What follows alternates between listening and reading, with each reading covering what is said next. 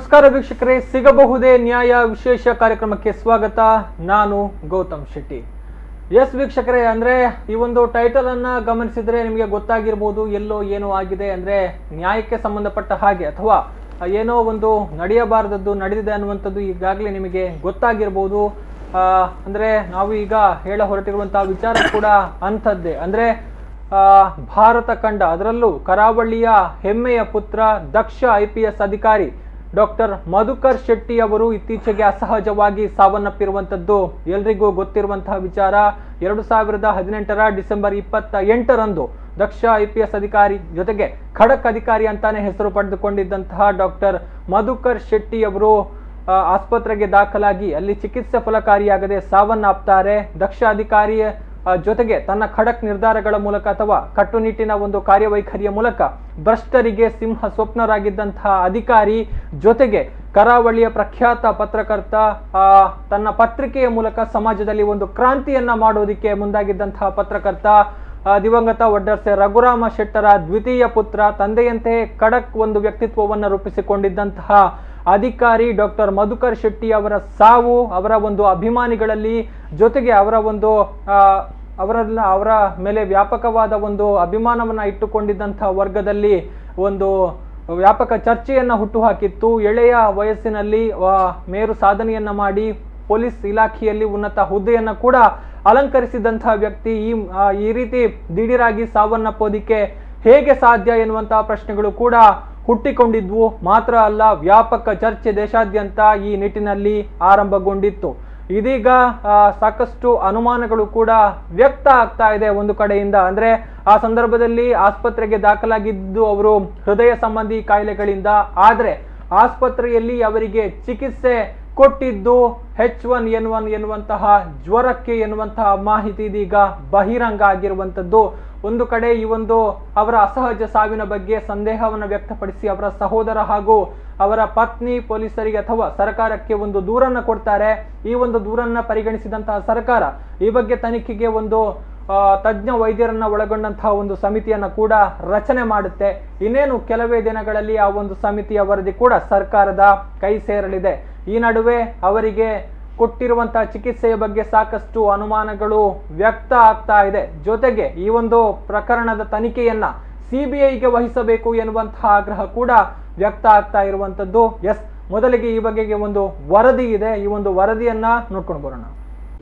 ಭಾರತ ಕಂಡ ಅನನ್ಯ IPS ಅಧಿಕಾರಿಗಳ ಪೈಕಿ ಮೇರು ಪಂಕ್ತಿಯಲ್ಲಿ ಗುರುತಿಸಿಕೊಳ್ಳುವ ಅಧಿಕಾರಿಗಳ ಪೈಕಿ ಡಾಕ್ಟರ್ ಮಧುಕರ್ ಶೆಟ್ಟಿಯವರು ಕೂಡ ಒಬ್ಬರು. ತನ್ನ ಭ್ರಷ್ಟಾಚಾರ ರಹಿತ ಕಾರ್ಯವೈಖರಿಯ ಮೂಲಕ ಭ್ರಷ್ಟರಲ್ಲಿ ನಡುಕ ಹುಟ್ಟಿಸಿದ್ದ ಮಧುಕರ್ ಶೆಟ್ಟಿಯವರು 2018 ಡಿಸೆಂಬರ್ 28ರಂದು ಅಕಾಲಿಕವಾಗಿ ನಿಧನರಾದರು. H1N1 ಸೋಂಕು ಇವರ ಸಾವಿಗೆ ಕಾರಣ ಎನ್ನುವ ಮಾತನ್ನ ಇವರಿಗೆ ಚಿಕಿತ್ಸೆ ನೀಡಿದ್ದ ಕಾಂಟಿನೆಂಟಲ್ ಆಸ್ಪತ್ರೆ ನೀಡಿದ್ದಾದರೂ ಚಿಕಿತ್ಸೆಯ ಬಗ್ಗೆ ವ್ಯಾಪಕ ಅನುಮಾನಗಳು ಮೂಡಿತ್ತು.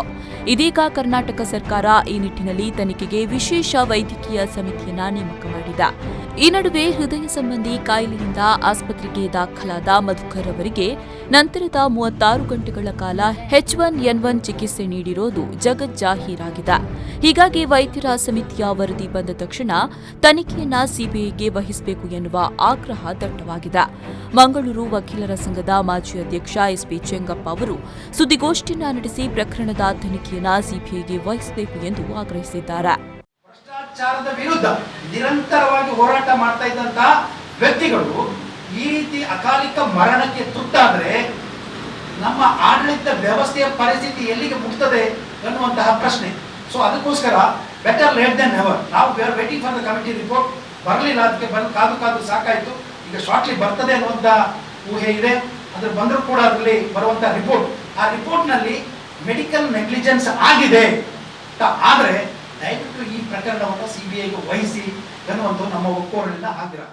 ಕರಾವಳಿಯ ಕುಂದಾಪುರ ಮೂಲದ ಮಧುಕರ್ ಶೆಟ್ಟಿಯವರು 1999 ಕರ್ನಾಟಕ ಕೇಡರ್ನ ಅಧಿಕಾರಿ. ಖ್ಯಾತ ಪತ್ರಕರ್ತ ವಡ್ಡರ್ಸೆ ರಘುರಾಮಾಚಾರ್ಯ ಅವರ ಸುಪುತ್ರ. ಬಾಲ್ಯದ ಶಿಕ್ಷಣವನ್ನ ಮಂಗಳೂರು, ಬೆಂಗಳೂರು ಮತ್ತು ದೆಹಲಿಯ ಜವಾಹರ್ಲಾಲ್ ನೆಹರು ವಿಶ್ವವಿದ್ಯಾನಿಲಯದಲ್ಲಿ ಪೂರೈಸಿದ್ರು. ನ್ಯೂಯಾರ್ಕ್ನ Albany Rockefeller college of public ಅಫೇರ್ನಲ್ಲಿ ಡಾಕ್ಟರೇಟ್ ಪದವಿಯನ್ನ ಪಡೆದ್ರು. ತಂದೆಯಂತೆಯೇ ಸ್ವಾಭಿಮಾನಿ, ನಿಷ್ಪಕ್ಷಪಾತಿ, ನೇರ ನುಡಿಯ ವ್ಯಕ್ತಿತ್ವ ಹೊಂದಿದ್ದ ಮಧುಕರ್ ಶೆಟ್ಟಿ ಅವರು ಪೊಲೀಸ್ ಇಲಾಖೆಯಲ್ಲಿ ಮಾಡಿದ ಕಾರ್ಯ ಅಪಾರ. ಬೆಂಗಳೂರು ಗ್ರಾಮಾಂತರ ಜಿಲ್ಲೆಯಲ್ಲಿ ಎಎಸ್ಪಿಯಾಗಿ ಕೆಲಸ ಮಾಡಿ ಚಾಮರಾಜನಗರ, ಚಿಕ್ಕಮಗಳೂರು ಗ್ರಾಮಾಂತರ ಜಿಲ್ಲೆಗಳಲ್ಲೂ ಎಎಸ್ಪಿಯಾಗಿ ಕೆಲಸವನ್ನ ಮಾಡಿದ್ರು. ಆಂಟಿ ವೀರಪ್ಪನ್ ಕಾರ್ಯಾಚರಣೆ, ನಕ್ಸಲ್ ವಿಗ್ರಹ ಕಾರ್ಯಾಚರಣೆಗಳಲ್ಲಿ ಪರಿಣಾಮಕಾರಿಯಾಗಿ ಕೆಲಸ ಮಾಡಿ ಶಹಬಾಸ್ ಗಿರಿ ಗಿಟ್ಟಿಸಿಕೊಂಡಿದ್ರು. ಬೆಂಗಳೂರು ಟ್ರಾಫಿಕ್ ಡಿಸಿಪಿಯಾಗಿ ಉತ್ತಮವಾಗಿ ಕೆಲಸ ಮಾಡಿದ್ದರಲ್ಲದೆ ಕರ್ನಾಟಕ ಲೋಕಾಯುಕ್ತದಲ್ಲಿ ಅವರು ಬಳ್ಳಾರಿಯ ಅನಧಿಕೃತ ಗಣಿಗಾರಿಕೆಯ ಬಗ್ಗೆ ಅತ್ಯುತ್ತಮವಾಗಿ ತನಿಖೆಯನ್ನ ನಡೆಸಿ ತಪ್ಪಿತಸ್ಥರ ಮೇಲೆ ಕ್ರಮ ಕೈಗೊಳ್ಳುವಲ್ಲಿ ಮಹತ್ವದ ಪಾತ್ರ ವಹಿಸಿದ್ದಾರೆ. ನಿಧನದ ಸಂದರ್ಭದಲ್ಲಿ ಇನ್ಸ್ಪೆಕ್ಟರ್ ಜನರಲ್ ಆಫ್ ಪೊಲೀಸ್ ಹುದ್ದೆಗೆ ಏರಿದ್ದರಲ್ಲದೆ ಹೈದರಾಬಾದ್ನ ಸರ್ದಾರ್ ವಲ್ಲಭಾಯ್ ಪಟೇಲ್ ನ್ಯಾಷನಲ್ ಅಕಾಡೆಮಿಯಲ್ಲಿ ಹೆಚ್ಚುವರಿ ನಿರ್ದೇಶಕನಾಗಿ ಕಾರ್ಯನಿರ್ವಹಿಸ್ತಾ ಇದ್ರು. ಮಧುಕರ್ ಶೆಟ್ಟಿಯವರ ನಿಧನದ ಸಂದರ್ಭದಲ್ಲಿ ಹಿರಿಯ ಸಚಿವರೊಬ್ಬರು ಕರ್ನಾಟಕದ ಪ್ರಮುಖ ಪೊಲೀಸ್ ತರಬೇತಿ ಸಂಸ್ಥೆಗೆ ಮಧುಕರ್ ಶೆಟ್ಟಿಯವರ ಹೆಸರನ್ನ ಇಡುವುದಾಗಿ ಘೋಷಿಸಿದ್ರು. ಈ ರೀತಿಯ ನಿರ್ಲಕ್ಷ್ಯ ಸರಿಯಲ್ಲ ಎನ್ನುವುದು ಮಂಗಳೂರು ವಕೀಲರ ಸಂಘದ ಮಾಜಿ ಅಧ್ಯಕ್ಷ ಎಸ್ಪಿ ಚೆಂಗಪ್ಪ ಅವರ ಆಗ್ರಹ. ಭ್ರಷ್ಟಾಚಾರಗಳನ್ನ ಬಯಲಿಗೆಳೆದಂತಹ ಅವರಿಗೆಲ್ಲ ಸಿಂಹ ಸ್ವಪ್ನವಾಗಿದ್ದಂತಹ ಅಧಿಕಾರಿ ಅಂದ್ರೆ ಮಧುಕರ್ ಶೆಟ್ಟಿ ಅವರು. ಏನು ಸಂತೋಷ್ ಹೆಗಡೆಯವರ ನೇತೃತ್ವದಲ್ಲಿ ನಡೆದಂತಹ ಈ ಕಾರ್ಯಾಚರಣೆಯಲ್ಲಿ ಅದರ ಸಿಂಹ ಪಾಲು ಮಧುಕರ್ ಶೆಟ್ಟಿ ಅವರಿಗೆ ಸಲ್ಲಬೇಕು. ಅವರ ಇನ್ವೆಸ್ಟಿಗೇಷನ್ ವಾಸ್ ಸೋ ಪರ್ಫೆಕ್ಟ್. ಅದರಲ್ಲಿ ಒಬ್ಬ ಮಂತ್ರಿ, ಕ್ಯಾಬಿನೆಟ್ ಸಚಿವರು ಕೂಡ ಜೈಲಿಗೆ ಹೋಗುವಂತಹ ಪರಿಸ್ಥಿತಿಯನ್ನ ನಿರ್ಮಾಣ ಮಾಡಿದ್ರೆ ಅದು ಅದರ ಖ್ಯಾತಿ ಮಧುಕರ್ ಶೆಟ್ಟಿ ಅವರಿಗೆ ಸಲ್ಲುವಂಥದ್ದು. ಸಾಯುವಂತ ಸಮಯದಲ್ಲಿ, ನಿಧನದ ಸಂದರ್ಭದಲ್ಲಿ ಹೈದರಾಬಾದಿನ ಸರ್ದಾರ್ ವಲ್ಲಭಾಯ್ ಪಟೇಲ್ ನ್ಯಾಷನಲ್ ಅಕಾಡೆಮಿಯಲ್ಲಿ ಅಡಿಷನಲ್ ಡೈರೆಕ್ಟರ್ ಆಗಿ ಕೆಲಸ ಮಾಡ್ತಾ ಇದ್ರು. ಅಲ್ಲಿ ಕೂಡ ಬಹಳ ಚೆನ್ನಾಗಿ ಕೆಲಸ ಮಾಡ್ತಾ ಇದ್ರು ಅನ್ನುವಂಥ ಹೆಸರಿದೆ. ಈ 47 ವರ್ಷದ ಪ್ರಾಯದಲ್ಲಿ ಅವರು ಕೆಲವೊಂದು ಸಿಕ್ನೆಸ್ಗೆ ಒಳಗಾದ್ರು. ಹಾಗೆ ಹೈದರಾಬಾದ್ನ ಕಾಂಟಿನೆಂಟಲ್ ಆಸ್ಪತ್ರೆಗೆ ಅಡ್ಮಿಟ್ ಆದರು. ಅವರು ಲಂಗ್ ಇನ್ಫೆಕ್ಷನ್ ಅಂತ ಹೇಳಿ ಅಲ್ಲಿಗೆ ಸೇರಿಸಿದ್ರು. ಮಧುಕರ್ ಶೆಟ್ಟಿಯವರಿಗೆ ನೀಡಿದ ಚಿಕಿತ್ಸೆಯ ಬಗ್ಗೆ ತನಿಖೆಯನ್ನ ನಡೆಸಲು ನಾರಾಯಣ ಹೃದಯಾಲಯದ ಅಧ್ಯಕ್ಷ, ಮುಖ್ಯ ಹೃದಯ ಶಸ್ತ್ರಚಿಕಿತ್ಸಕ ಡಾಕ್ಟರ್ ದೇವಿಶೆಟ್ಟಿ ಅಧ್ಯಕ್ಷತೆಯಲ್ಲಿ 7 ಜನ ತಜ್ಞರ ಸಮಿತಿಯನ್ನ ರಚಿಸಿದ. ಸಮಿತಿಯು ಇನ್ನೇನು ಕೆಲವೇ ದಿನಗಳಲ್ಲಿ ವರದಿಯನ್ನ ನೀಡಲಿದೆ. ಈ ಸಮಿತಿಯು ಮಧುಕರ್ ಶೆಟ್ಟಿಯವರಿಗೆ ನೀಡಿದ ಚಿಕಿತ್ಸೆಯ ಬಗ್ಗೆ ಅನುಮಾನ ವ್ಯಕ್ತಪಡಿಸಿದ್ದೇ ಆದಲ್ಲಿ ರಾಜ್ಯ ಸರ್ಕಾರ ತಕ್ಷಣ ತನಿಖೆಯನ್ನ ಸಿಬಿಐಗೆ ವಹಿಸಬೇಕು. ತೆಲಂಗಾಣ ರಾಜ್ಯ ಸರ್ಕಾರ ಕೂಡ ಸಿಬಿಐ ತನಿಖೆಗೆ ಕೈ ಜೋಡಿಸಬೇಕು ಎಂದು ಎನ್ನುವ ಮನವಿಯನ್ನ ಎಸ್ಪಿ ಚೆಂಗಪ್ಪ ಅವರು ಮಾಡಿಕೊಂಡಿದ್ದಾರೆ. ಸರ್ಕಾರ ಇತ್ತ ಗಮನ ಹರಿಸಿ ದಕ್ಷ ಅಧಿಕಾರಿಯ ಸಾವಿಗೆ ನ್ಯಾಯ ಒದಗಿಸುತ್ತಾ ಅಥವಾ ಹಲವು ಪ್ರಕರಣಗಳಂತೆ ಇದು ಕೂಡ ಮೂಲೆಗುಂಪಾಗುತ್ತಾ ಅನ್ನೋದನ್ನ ಕಾದೋಡಬೇಕಾಗಿದೆ. ಅಧಿಕಾರಿಯನ್ನ ಇಷ್ಟೊಂದು ನಿರ್ಲಕ್ಷ್ಯದಿಂದ ಟ್ರೀಟ್ ಮಾಡುವಂತಹ ಪರಿಸ್ಥಿತಿ ಯಾಕೆ ಬಂತು ಅನ್ನುವಂಥದ್ದು ಇಡೀ ದೇಶದ, ನಮ್ಮ ಜಿಲ್ಲೆಯ ಜನರಿಗೆ ಮಾತ್ರ ಅಲ್ಲ, ರಾಜ್ಯದ ಜನತೆಗೆ ಮಾತ್ರ ಅಲ್ಲ, ದೇಶಾದ್ಯಂತ ಇರುವಂತಹ ಅವರ ಅಭಿಮಾನಿಗಳಲ್ಲಿ ಬಂದಿರುವಂತಹ ಒಂದು ಸಂಶಯದ ಮಾತು. ಸೊ ಆ ಸಂದರ್ಭದಲ್ಲಿ ಆದರೂ ಕೂಡ ಕರ್ನಾಟಕ ಸರ್ಕಾರ ಒಂದು ಕ್ರಮವನ್ನು ಕೈಗೊಂಡಿದೆ. ಅಂದರೆ they formed A committee of medical experts ಯಾರಿದ್ದಾರೆ, ವಿಶೇಷವಾಗಿ ಡಾಕ್ಟರ್ ದೇವಿ ಪ್ರಸಾದ್ ಶೆಟ್ಟಿ ಅವರು ನಮ್ಮ ಜಿಲ್ಲೆಯವರು, ಇಡೀ ಪ್ರಪಂಚದಲ್ಲೇ ಒಂದು ಶ್ರೇಷ್ಠ ವೈದ್ಯರಲ್ಲಿ ಶ್ರೇಷ್ಠರವರು. ಅವರ ನೇತೃತ್ವದಲ್ಲಿ ಡಾಕ್ಟರ್ ಪ್ರಸಾದ್ ಅಂತ ಹೇಳಿ ಮೆಡಿಕಲ್ ಬೋರ್ಡ್ನ ಡೈರೆಕ್ಟರ್ ಹಾಗೂ ಬೇರೆ ಕೆಲವು ಹೆಸರಾಂತ ವೈದ್ಯರನ್ನ ಒಳಗೊಂಡಂತಹ ಒಂದು ಸಮಿತಿಯನ್ನ ರಚನೆ ಮಾಡಿ ಅದರ ಬಗ್ಗೆ ವಿಸ್ತೃತವಾದ ತನಿಖೆ, ಅವರಿಗೆ ಕೊಟ್ಟಂತಹ ಟ್ರೀಟ್ಮೆಂಟ್ನ ಬಗ್ಗೆ ತನಿಖೆ ಆಗಬೇಕು ಅನ್ನುವಂಥ ತನಿಖೆಯನ್ನ ಮಾಡ್ತಾ ಇದ್ದಾರೆ. ಆ ತನಿಖೆಯ ವರದಿ ಇನ್ನೇನು ಕೆಲವೇ ದಿನಗಳಲ್ಲಿ ಬರಲಿಕ್ಕೆ ಇದೆ. ಪವನ್ ಕಾಜಿಮಡ್ಕ, ವಿ4 ನ್ಯೂಸ್ 24/7 ಮಂಗಳೂರು.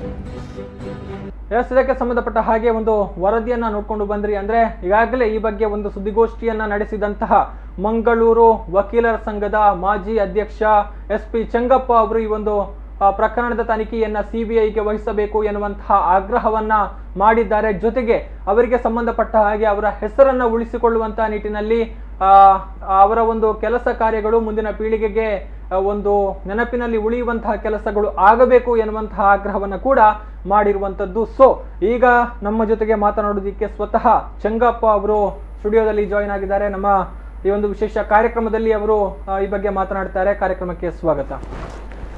ಹಾಗೇನೆ ನಮ್ಮ ಜೊತೆಗೆ ಮಾತನಾಡೋದಕ್ಕೆ ಮತ್ತೊಬ್ಬ ವಕೀಲರು ಇದ್ದಾರೆ, ವಿಜಯ್ ಮಹಂತೇಶ್ ಅವರು. ಇವರು ಕೂಡ ಸಾಕಷ್ಟು ವಿಚಾರಗಳ ಬಗ್ಗೆ ಮಾಹಿತಿಯನ್ನು ಹಂಚಿಕೊಳ್ತಾರೆ. ಸರ್, ತಮಗೂ ಕೂಡ ಕಾರ್ಯಕ್ರಮಕ್ಕೆ ಸ್ವಾಗತ. ಎಸ್ ಚೆಂಗಪ್ಪ ಅವರೇ, ಇವತ್ತು ಈಗಾಗಲೇ ಸುದ್ದಿಗೋಷ್ಠಿಯನ್ನ ಮಾಡಿದ್ದೀರಿ. ಈ ನಿಟ್ಟಿನಲ್ಲಿ ಒಂದು ಸಿಬಿಐ ತನಿಖೆ ನಡೀಬೇಕು ಅಂದ್ರೆ ಇನ್ನೇನು ಕೆಲವೇ ದಿನಗಳಲ್ಲಿ ಒಂದು ತಜ್ಞ ವೈದ್ಯರ ಸಮಿತಿ ಏನು ರಚನೆಯಾಗಿದೆ, ಇವರ ಒಂದು ವರದಿ ಕೈ ಸೇರುತ್ತೆ. ಅದರಲ್ಲಿ ಏನಾದರೂ ಸಂದೇಹಾಸ್ಪದ ವಿಚಾರಗಳು ಕಂಡು ಬಂದರೆ ಅದನ್ನ CBI ತನಿಖೆಗೆ ವಹಿಸಬೇಕು ಅನ್ನುವಂತಹ ಒಂದು ಮಾತುಗಳನ್ನ ಇವತ್ತು ತಾವು ಸುದ್ದಿಗೋಷ್ಠಿಯಲ್ಲಿ ಹೇಳಿರುವಂಥದ್ದು. ಸೊ ಒಟ್ಟಾರೆ ಒಂದು ಬೆಳವಣಿಗೆಯ ಬಗ್ಗೆ ಹೇಳೋದಿದ್ರೆ ಏನ್ ಹೇಳ್ತೀರಿ ಅನ್ನುವಂಥದ್ದು? ಒಟ್ಟಾರೆ ಬೆಳವಣಿಗೆ ಬಗ್ಗೆ ಹೇಳಬೇಕು ಅಂತ ಹೇಳಿದ್ರೆ, ಇವರು ಡಾಕ್ಟರ್ ಮಧುಕರ್ ಶೆಟ್ಟಿ ಅವರು ತಮಗೆಲ್ಲ ಗೊತ್ತಿದ್ದಾಗೆ ಅವರು ಪೊಲೀಸ್ ಇಲಾಖೆಯಲ್ಲಿ ತನ್ನದೇ ಆದಂಥ ಒಂದು ಛಾಪನ್ನು ಮೂಡಿಸಿದಂತಹ ಅಧಿಕಾರಿ. ಖಂಡಿತ ಅದು ಕೇವಲ ನಮ್ಮ ಮಣ್ಣಿನ ಮಗ ಅಂತ ನಾನು ಹೇಳುವಂಥದ್ದಲ್ಲ, ಇಡೀ ಕರ್ನಾಟಕಕ್ಕೆ ಗೊತ್ತಿರುವಂತಹ ವಿಚಾರ. ಕರ್ನಾಟಕಕ್ಕೆ ಮಾತ್ರ ಸೀಮಿತವಾಗಿಲ್ಲ, ಇಡೀ ದೇಶದಲ್ಲಿ ಅತ್ಯಂತ ಒಂದು ಭ್ರಷ್ಟರ ವಿರುದ್ಧ ಹೋರಾಡಿದಂತಹ ಒಂದು ವ್ಯಕ್ತಿ ಅನ್ನುವಂತ ಒಂದು ತನ್ನದೇ ಆದ ಛಾಪು ಮೂಡಿಸಿದಂತ ವ್ಯಕ್ತಿ. ಖಂಡಿತ. ಸೊ ಅಂತ ವ್ಯಕ್ತಿ ಬಹಳ ಒಂದು ಕನಿಷ್ಠ ಮಟ್ಟದಲ್ಲಿ ಅವರ ಪ್ರಾಣ ಹಾನಿ ಆಗ್ತದೆ ಅಂತ ಹೇಳಿದ್ರೆ ಬಹಳ ಯಾರು ಅದನ್ನ ಸ್ವೀಕಾರ ಮಾಡ್ಲಿಕ್ಕೆ ತಯಾರಿರಲಿಲ್ಲ. ಆ ಸಂದರ್ಭದಲ್ಲಿ ನಾನು ಕೂಡ ಅವರನ್ನ ಹತ್ತಿರದಿಂದ ಬಲ್ಲೆ. ನನಗೆ ಒಡ್ಡರ್ಸೆ ರಘುರಾಮ್ ಶೆಟ್ಟಿ ಅವರಿಂದ ಅವರ ಮಕ್ಕಳು ಅಂತ ಹೇಳಿ ಅವರ ಮೇಲೆ ಅಭಿಮಾನ ಇತ್ತು ನನಗೆ. ಅಂದ್ರೆ ಒಡ್ಡರ್ಸೆ ರಘುರಾಮ್ ಶೆಟ್ಟರು ತಾವು ಹೇಳಿದಾಗೆ ಗೊತ್ತು, ಅವರು ಲೇಖನಿಯಲ್ಲಿ ಇಡೀ ಸಮಾಜವನ್ನ ತಿದ್ದುವಂತ ಕೆಲಸ ಮಾಡಿದ್ರು. ಆದ್ರೆ ಇವರು ಖಾಕಿ ಧರಿಸಿ ಇಡೀ ಸಮಾಜವನ್ನ ತಿದ್ದುವಂತ ಕೆಲಸ ಅಷ್ಟು ಮಾತ್ರ ಅಲ್ಲ, ಈ ಶೋಷಿತ ಅವರ ಬಗ್ಗೆ ಕೂಡ ಚಿಂತನೆ ಮಾಡುವಂತ ಒಂದು ವ್ಯಕ್ತಿ ಪೊಲೀಸ್ ಇಲಾಖೆಯಲ್ಲಿ ಇದ್ದದ್ದು ನಾನು ಕಂಡದ್ದು ಮಾತ್ರ ಮಧುಕರ್ ಶೆಟ್ಟಿ ಅಂತ ವ್ಯಕ್ತಿಯನ್ನ ಪಡೆಯುವಂತದ್ದು ನಮ್ಮ ದುರ್ದೈವ ಅಂತ, ಕಳೆದುಕೊಂಡದ್ದು ನಮ್ಮ ದುರ್ದೈವ. ಸೊ ಹೀಗಿದ್ದು ಮೊನ್ನೆ ಅವರಿಗೆ ಕೊಟ್ಟಂತ ಟ್ರೀಟ್ಮೆಂಟ್ ನ ಬಗ್ಗೆ ಕೆಲವೊಂದು ಪ್ರಶ್ನೆ ಉದ್ಭವಿಸಬಹುದು. ಈಗ ನೀವೇನು ಇಷ್ಟು ದಿವಸ ಯಾಕೆ ಸುಮ್ಮನೆ ಕೂತ್ಕೊಂಡಿದ್ರಿ ಅಂತ. ಈ ನಡುವೆ ಏನಾಯ್ತು, 28ನೇ ತಾರೀಕು ಡಿಸೆಂಬರ್ 28ಕ್ಕೆ ಅವರು ಅಸುನೀಗಿದ್ರು. ಆ ಟ್ರೀಟ್ಮೆಂಟ್ ಮಾಡ್ಲಿಕ್ಕೆ ಮೊದಲು ಅವರಿಗೆ ಒಂದು ಜ್ವರ ಕಾಣಿಸಿಕೊಂಡು ನೋಡುವಾಗ ಹಾಗೆ ಅವರಿಗೆ ಹಾರ್ಟ್ ಪ್ರಾಬ್ಲಮ್ ಏನೋ ಇದೆ ಅಂತ ಹೇಳಿ ಹೋಗಿ ಕಾಂಟಿನೆಂಟಲ್ ಆಸ್ಪತ್ರೆ, ಎಲ್ಲಿ ಬಹಳ ಹೆಸರುವಾಸಿಯಾಗಿರುವಂತಹ ಆಸ್ಪತ್ರೆ, ಅಲ್ಲಿ ಹೋಗಿ ಅಡ್ಮಿಟ್ ಆಗ್ತಾರೆ. ಅಡ್ಮಿಟ್ ಆಗಿ 36 ಗಂಟೆಗಳ ಅವರಿಗೆ ಟ್ರೀಟ್ಮೆಂಟ್ ಬೇರೆನೆ ಕೊಡ್ತಾರೆ. ಅವರಿಗೆ ಹಾರ್ಟ್ಗೆ ಸಂಬಂಧಪಟ್ಟದಲ್ಲ, H1N1 ಇದೆ ಅಂತ ಹೇಳಿ ಅವರೇ ಒಂದು ತೀರ್ಮಾನವನ್ನು ಕೈಗೊಂಡು ಅದಕ್ಕೆ ಟ್ರೀಟ್ಮೆಂಟ್ ಮಾಡ್ತಾರೆ. ಅಂದ್ರೆ ಕರೆಕ್ಟ್ ಆಗಿ ಏನು ಕಾಯಿಲೆ ಇದೆ ಅನ್ನೋದನ್ನ ಡಯಾಗ್ನೈಸ್ ಮಾಡದೆ, ಐಡೆಂಟಿಫೈ ಮಾಡದೆ H1N1 ಅಂತ ಹೇಳಿ ಅವರೇ ಒಂದು ನಿರ್ಧಾರಕ್ಕೆ ಬಂದು ಅದಕ್ಕೆ ಟ್ರೀಟ್ಮೆಂಟ್ ಅನ್ನು ಕೊಟ್ಟಿದ್ದಾರೆ. ಸೊ ಇದು ಏನದರಲ್ಲಿ ದುರುದ್ದೇಶ ಇದೆ ಅನ್ನುವಂಥದ್ದು ನಮಗೆ ಒಂದು ರೀತಿಯ ಒಂದು ಎಲ್ಲರಿಗೂ ಸಂದೇಹ ಮೂಡುವಂತ ಸಂದರ್ಭ. ಅಷ್ಟೊಂದು ದೊಡ್ಡ ಪ್ರತಿಷ್ಠಿತ ಆಸ್ಪತ್ರೆಯಲ್ಲಿ ಅವರು ಏನು ಕಾಯಿಲೆಯಲ್ಲಿ ಬಳಲ್ತಾ ಇದ್ದಾರೆ ಅನ್ನೋದನ್ನ ಕಂಡು ಹಿಡಿಯದೆ ಏಕಾಏಕಿಯಾಗಿ H1N1ಗೆ ಏನು ಟ್ರೀಟ್ಮೆಂಟ್ ಕೊಡ್ತಾ ಇದ್ದಾರೆ, ಕೊಟ್ಟಿದ್ದಾರೆ. ಕೊಟ್ಟು 2 ದಿವಸದ ನಂತರ ಪುನಃ ಹಿಂತೆಗೆದುಕೊಳ್ತಾರೆ. H1N1 ನೆಗೆಟಿವ್ ಅಂತ ಹೇಳ್ತಾರೆ ಅವರು. ಆ ನಂತರ ಹಾರ್ಟ್ ಏಲ್ಮೆಂಟ್ಗೆ ಟ್ರೀಟ್ಮೆಂಟ್ ಕೊಡ್ತಾರೆ. ಸೊ ಇದು ಸಂದೇಹಾಸ್ಪದ ಅವರ ನಡೆ. ಈ ಡಾಕ್ಟರ್ಗಳು, ಇಷ್ಟೊಂದು ಪ್ರತಿಷ್ಠಿತ ಸಂಸ್ಥೆಯ ಡಾಕ್ಟರ್ಗಳು ಈ ರೀತಿ ನಡ್ಕೊಂಡ್ರೆ ಅದು ಒಬ್ಬ IGP ಕ್ಯಾಡರ್ನ ಅಧಿಕಾರಿ, ಸಾಮಾನ್ಯ ವ್ಯಕ್ತಿ ಅಲ್ಲ. ಒಂದು ಸರ್ದಾರ್ ಪಟೇಲ್ ಪೊಲೀಸ್ ಅಕಾಡೆಮಿಯ ಡೆಪ್ಟಿ ಡೈರೆಕ್ಟರ್ ಆಗಿರುವಂತ ವ್ಯಕ್ತಿ, ಅಂತ ಪ್ರತಿಷ್ಠಿತ ವ್ಯಕ್ತಿ, ಪ್ರತಿಷ್ಠಿತ ಆಸ್ಪತ್ರೆ ಈ ರೀತಿಯಲ್ಲಿ ಅವರನ್ನ ಟ್ರೀಟ್ ಮಾಡಿದ್ರೆ ಸಾಮಾನ್ಯ ಜನರ ಪ್ರಶ್ನೆ ಹೇಗೆ ಅಂತ ಪ್ರಶ್ನೆ ಬರುತ್ತೆ. ಅವರ ಪರಿಸ್ಥಿತಿ ಏನಾಗ್ಬೋದು ಹೀಗಿದ್ರೆ?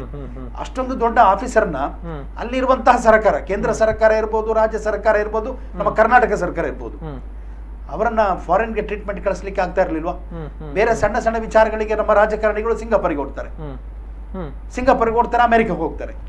ಇಷ್ಟೊಂದು ಒಂದು ಅತಿ ಉನ್ನತ ಸ್ಥಾನದಲ್ಲಿರುವಂತಹ ಒಂದು ಅಧಿಕಾರಿಯನ್ನ ಅವರು ಉಳಿಸಿಕೊಳ್ಳುವಂತಹ ಪ್ರಯತ್ನವನ್ನ ಸರ್ಕಾರ ಮಾಡಲಿಲ್ಲ ಅನ್ನುವಂತಹ ಖೇದ ಸಾಮಾನ್ಯ ಜನರಲ್ಲಿ, ವಿಶೇಷವಾಗಿ ಅವರ ಅಭಿಮಾನಿಗಳಲ್ಲಿ ಇದೆ. ಸೊ ಈ ಸಂದೇಹ ಏನಿದೆ, ಸಂದೇಹದಿಂದ ಹೊರಗೆ ಬರಬೇಕು ಅನ್ನುವಂಥ ದೃಷ್ಟಿಯಲ್ಲಿ ನಾವು ಈ ಪ್ರಕರಣವನ್ನ ಒಟ್ಟಾರೆಯಾಗಿ CBIಗೆ ತನಿಖೆಗೆ ಒಳಪಡಿಸಬೇಕು ಅನ್ನುವಂಥ ಒಂದು ಕೋರಿಕೆಯನ್ನು ನಾವು ಮಾಡಿದ್ದೇವೆ.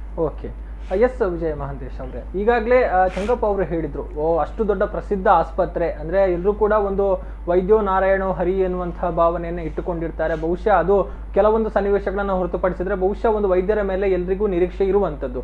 ಅದೇ ರೀತಿ ಮಧುಕರ್ ಶೆಟ್ಟಿ ಅವರನ್ನ ಕೂಡ, ಡಾಕ್ಟರ್ ಮಧುಕರ್ ಶೆಟ್ಟಿ ಅವರನ್ನ ಕೂಡ ಒಂದು ಪ್ರಸಿದ್ಧ ಆಸ್ಪತ್ರೆಗೆ ದಾಖಲು ಮಾಡ್ತಾರೆ. ಅಂತಹ ಸಂದರ್ಭದಲ್ಲಿ ವೈದ್ಯರು ಯಾಕಾಗಿ ಈ ರೀತಿಯ ಒಂದು ನಿರ್ಲಕ್ಷ್ಯವನ್ನ ತೋರಿದ್ರು, ಅಥವಾ ಇದರ ಹಿಂದೆ ಏನಾದರೂ ಇದೆಯಾ ಅನ್ನುವಂಥ ಪ್ರಶ್ನೆಗಳು ಕೂಡ ಉದ್ಭವ ಆಗುತ್ತೆ. ಸೊ ಅಂತಹ ಸಂದರ್ಭದಲ್ಲಿ ಇಲಾಖೆಯ ಜವಾಬ್ದಾರಿ ಏನಿತ್ತು, ಅದನ್ನ ಏನ್ ಮಾಡಿದ್ರು ಅನ್ನುವಂಥದ್ದು? ತಾವು ಹೇಳಿದಾಗೆ ವೈದ್ಯೋ ನಾರಾಯಣ ಹರಿ, ತಂದೆ ತಾಯಿಯ ನಂತರ ಮರುಜನ್ಮ ನೀಡುವವರೇ ವೈದ್ಯರು. ಖಂಡಿತ ಅಂಥವರ ಜವಾಬ್ದಾರಿ ಎಲ್ಲಕ್ಕಿಂತ ಮಿಗಿಲಾಗಿರ್ತದೆ. ಇಲ್ಲಿ ದಕ್ಷ ಅಧಿಕಾರಿಯ ಸಾವು ದಕ್ಷತೆಯ ಸಾವು ಅಂತ ನಮ್ಗೆ ತಿಳಿತಾ ಇಲ್ಲ.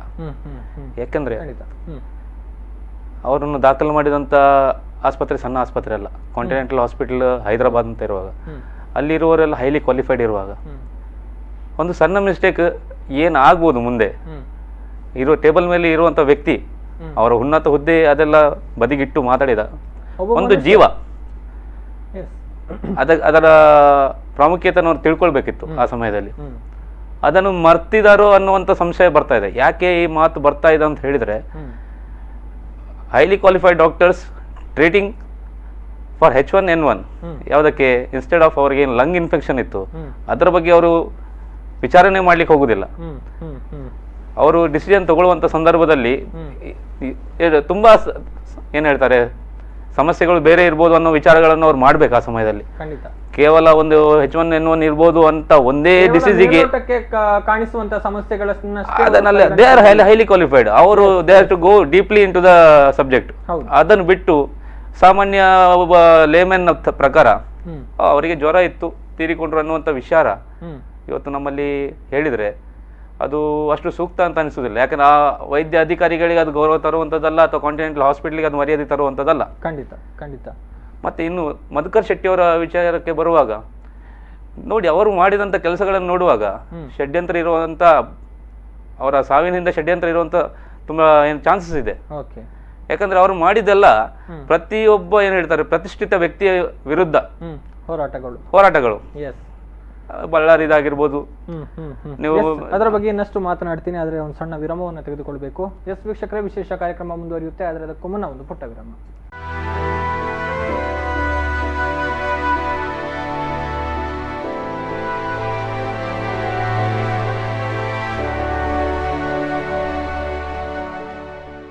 ಸಿಗಬಹುದೇ ನ್ಯಾಯ ವಿಶೇಷ ಕಾರ್ಯಕ್ರಮಕ್ಕೆ ಮತ್ತೊಮ್ಮೆ ಸ್ವಾಗತ ವೀಕ್ಷಕರೇ. ನಾವು ಮಾತನಾಡ್ತಾ ಇದ್ವಿ ಕರಾವಳಿ ಅಥವಾ ಒಂದು ಭಾರತ ಕಂಡಂತಹ ದಕ್ಷ IPS ಅಧಿಕಾರಿ ಡಾಕ್ಟರ್ ಮಧುಕರ್ ಶೆಟ್ಟಿ ಅವರ ಒಂದು ಅಸಹಜ ಸಾವು ಈಗ ಮತ್ತೆ ಮುನ್ನೆಲೆಗೆ ಬಂದು ಚರ್ಚೆ ಆಗ್ತಾ ಇದೆ. ಅವರ ಒಂದು ಸಾವಿನ ಸಂದರ್ಭದಲ್ಲಿ ಅಥವಾ ಅವರು ಆಸ್ಪತ್ರೆಗೆ ದಾಖಲಾದಂತಹ ಸಂದರ್ಭದಲ್ಲಿ ಅವರಿಗೆ ಕೊಟ್ಟಂತಹ ಚಿಕಿತ್ಸೆಯ ಬಗ್ಗೆ ಈಗ ವ್ಯಾಪಕ ಅನುಮಾನಗಳು ಹುಟ್ಟಿಕೊಳ್ತಾ ಇರುವಂತದ್ದು. ಅಂದ್ರೆ ಆಸ್ಪತ್ರೆಗೆ ದಾಖಲಾಗಿರುವಂತದ್ದು ಹೃದಯ ಸಂಬಂಧಿ ಅಥವಾ ಶ್ವಾಸಕೋಶ ಸಂಬಂಧಿ ಕಾಯಿಲೆಯ ಹಿನ್ನೆಲೆಯಲ್ಲಿ, ಆದರೆ ಅವರಿಗೆ ಚಿಕಿತ್ಸೆ ಕೊಟ್ಟಿರುವಂತದ್ದು H1N1ಗೆ ಅನ್ನುವಂತಹ ವಿಚಾರ ಈಗ ಸಾಕಷ್ಟು ಅನುಮಾನಗಳನ್ನ ದಟ್ಟವಾಗಿ ಮೂಡಿಸ್ತಾ ಇದೆ. ಹೀಗಾಗಿ ಈ ನಿಟ್ಟಿನಲ್ಲಿ ಒಂದು CBI ತನಿಖೆ ನಡೆಯಬೇಕು ಎನ್ನುವಂತಹ ಆಗ್ರಹ ವ್ಯಕ್ತ ಆಗ್ತಾ ಇರುವಂತದ್ದು. ಎಸ್ ನಮ್ಮ ಜೊತೆಗೆ ಮಾತನಾಡ್ತಾ ಇದ್ರು ಮಂಗಳೂರು ವಕೀಲರ ಸಂಘದ ಮಾಜಿ ಅಧ್ಯಕ್ಷ SP ಚಂಗಪ್ಪ ಅವರು.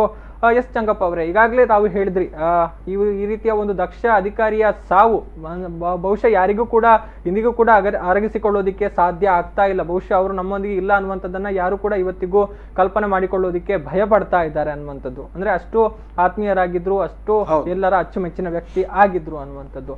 ಅಷ್ಟೆಲ್ಲ ಇರುವಾಗ ಅವರ ಒಂದು ಆರೋಗ್ಯದ ಬಗ್ಗೆ ಇಷ್ಟೊಂದು ನಿರ್ಲಕ್ಷ್ಯ ಅಥವಾ ಪರಿಸ್ಥಿತಿ ಇಷ್ಟೆಲ್ಲ ಮುಂದುವರಿಯುವಂತಹ ಹಂತದವರೆಗೆ ಹೇಗೆ ಹೋಯ್ತು ಅನ್ನುವಂಥದ್ದು.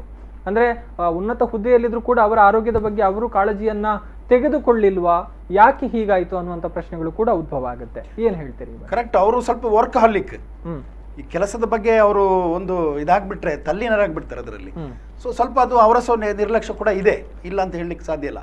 ಆದ್ರೆ ಬಹಳ ನಮಗೆ ಖೇದ ಬರುವಂಥದ್ದು, ಇಷ್ಟೊಂದು ಪ್ರತಿಷ್ಠಿತ ಆಸ್ಪತ್ರೆ, ಒಬ್ಬ ಪ್ರತಿಷ್ಠಿತ ವ್ಯಕ್ತಿ ಅವ್ರನ್ನ ಟ್ರೀಟ್ ಮಾಡಿಕೊಂಡಂತ ರೀತಿ. ಈಗ ನಮ್ಮ ಮಿತ್ರರು ಹೇಳಿದಾಗೆ ಇದು ದಕ್ಷ ಅಧಿಕಾರಿಯ ಸಾವಿಗಿಂತ ದಕ್ಷತೆಯ ಸಾವು. ಖಂಡಿತ ನಿಜವಾಗ್ಲೂ ಹಾಗೆ ಆ ರೀತಿಯ ಚಿಂತನೆ ಬರ್ತದೆ. ಯಾಕೆಂತ ಹೇಳಿದ್ರೆ ಎಲ್ಲರನ್ನ ಎದುರು ಹಾಕೊಂಡಿದ್ದಾರೆ. ತುಂಬಾ ಭ್ರಷ್ಟ ವ್ಯವಸ್ಥೆಯನ್ನ, ಇಡೀ ಭ್ರಷ್ಟ ವ್ಯವಸ್ಥೆಯನ್ನ, ರಾಜಕೀಯ ವ್ಯವಸ್ಥೆಯನ್ನ ಎದುರು ಹಾಕಿಕೊಂಡಂತ ಒಬ್ಬ ವ್ಯಕ್ತಿ. ತಮಗೆಲ್ಲ ಗೊತ್ತಿರ್ಬೋದು ಈ ಗಣಿ ಮಾಫಿಯಾವನ್ನ ಯಾವ ರೀತಿ ಅವರು ಬಗ್ಗುಬಡಿದ್ರು, ಒಬ್ಬ ಸಚಿವರನ್ನು ಜೈಲಿಗೆ ಹೋಗ್ಲಿಕ್ಕೆ ಕಾರಣರಾದ್ರು. ಇಡೀ ರಾಜಕೀಯ ತಲ್ಲಣ ಆಗುವಂತ ಕರ್ನಾಟಕ ರಾಜಕೀಯದಲ್ಲಿ ಒಂದು ತಲ್ಲಣ ತಂದಿದ್ರೆ ಅದು ಇವರ ಮುಖಾಂತರ. ಸಂತೋಷ್ ಹೆಗಡೆ ಅವರ ನೇತೃತ್ವದಲ್ಲಿ ಇದ್ದಂತಹ ಲೋಕಾಯುಕ್ತ ಇರ್ಬೋದು, ಅದರ ಇನ್ವೆಸ್ಟಿಗೇಷನ್ ಪಾರ್ಟ್ ಇದೆಯಲ್ಲ ಅದು ಬಹಳ ಮುಖ್ಯ. ಆ ಇನ್ವೆಸ್ಟಿಗೇಷನ್ ಪಾರ್ಟ್ ನಲ್ಲಿ ಮಧುಕರ ಶೆಟ್ಟಿ ಅವರ ಪಾತ್ರ ಮತ್ತು ರೂಪ್ ಕುಮಾರ್ ದತ್ ಅಂತಿದ್ರು, ಅವರಿಬ್ಬರ ಪಾತ್ರ ಬಹಳ ಮಹತ್ತರವಾದದ್ದು. ಸೊ ಅದರ ಪರಿಣಾಮವಾಗಿ ಇಡೀ ಆ ವ್ಯವಸ್ಥೆಯನ್ನು, ಭ್ರಷ್ಟ ವ್ಯವಸ್ಥೆ ಜನರಿಗೆ ತಿಳಿಲಿಕ್ಕೆ ಆಯ್ತು. ರಿಪಬ್ಲಿಕ್ ಆಫ್ ಬಳ್ಳಾರಿ ಏನಿದೆ, ಆ ರಿಪಬ್ಲಿಕ್ ಆಫ್ ಬಳ್ಳಾರಿ ಅದಕ್ಕೆ ಒಂದು ತಿಲಾಂಜಲಿ ಆಗ್ಲಿಕ್ಕೆ ಕಾರಣ ಇವರೇ ಅಂತ ಹೇಳ್ಬೇಕು ನಾವು. ಸೊ ಹೀಗೆ ಪ್ರತಿಯೊಬ್ಬರನ್ನ ಎದುರು ಹಾಕಿಕೊಂಡು ಪ್ರತಿಯೊಂದು ಇಲಾಖೆಯನ್ನ, ಅಲ್ಲಿ ಇರುವಂತ ಭ್ರಷ್ಟಾಚಾರನ ಹೊರಗೆ ತಂದು ಉತ್ತಮ ಆಡಳಿತ ಕೊಡ್ಲಿಕ್ಕೆ ವ್ಯವಸ್ಥೆ ಮಾಡಿದಂತ ವ್ಯಕ್ತಿಗಳಿಗೆ ಹಲವಾರು ಅಭಿಮಾನಿಗಳು ದೇಶಾದ್ಯಂತ ಇದ್ದಾರೆ. ಅಷ್ಟೇ ನಿಷ್ಠುರ ಕೂಡ ಇದೆ ಅವರಿಗೆ. ಸೊ ಇದರಿಂದ ನಮಗೆ ಸಂಶಯ ಬರ್ತಾ ಇದೆ.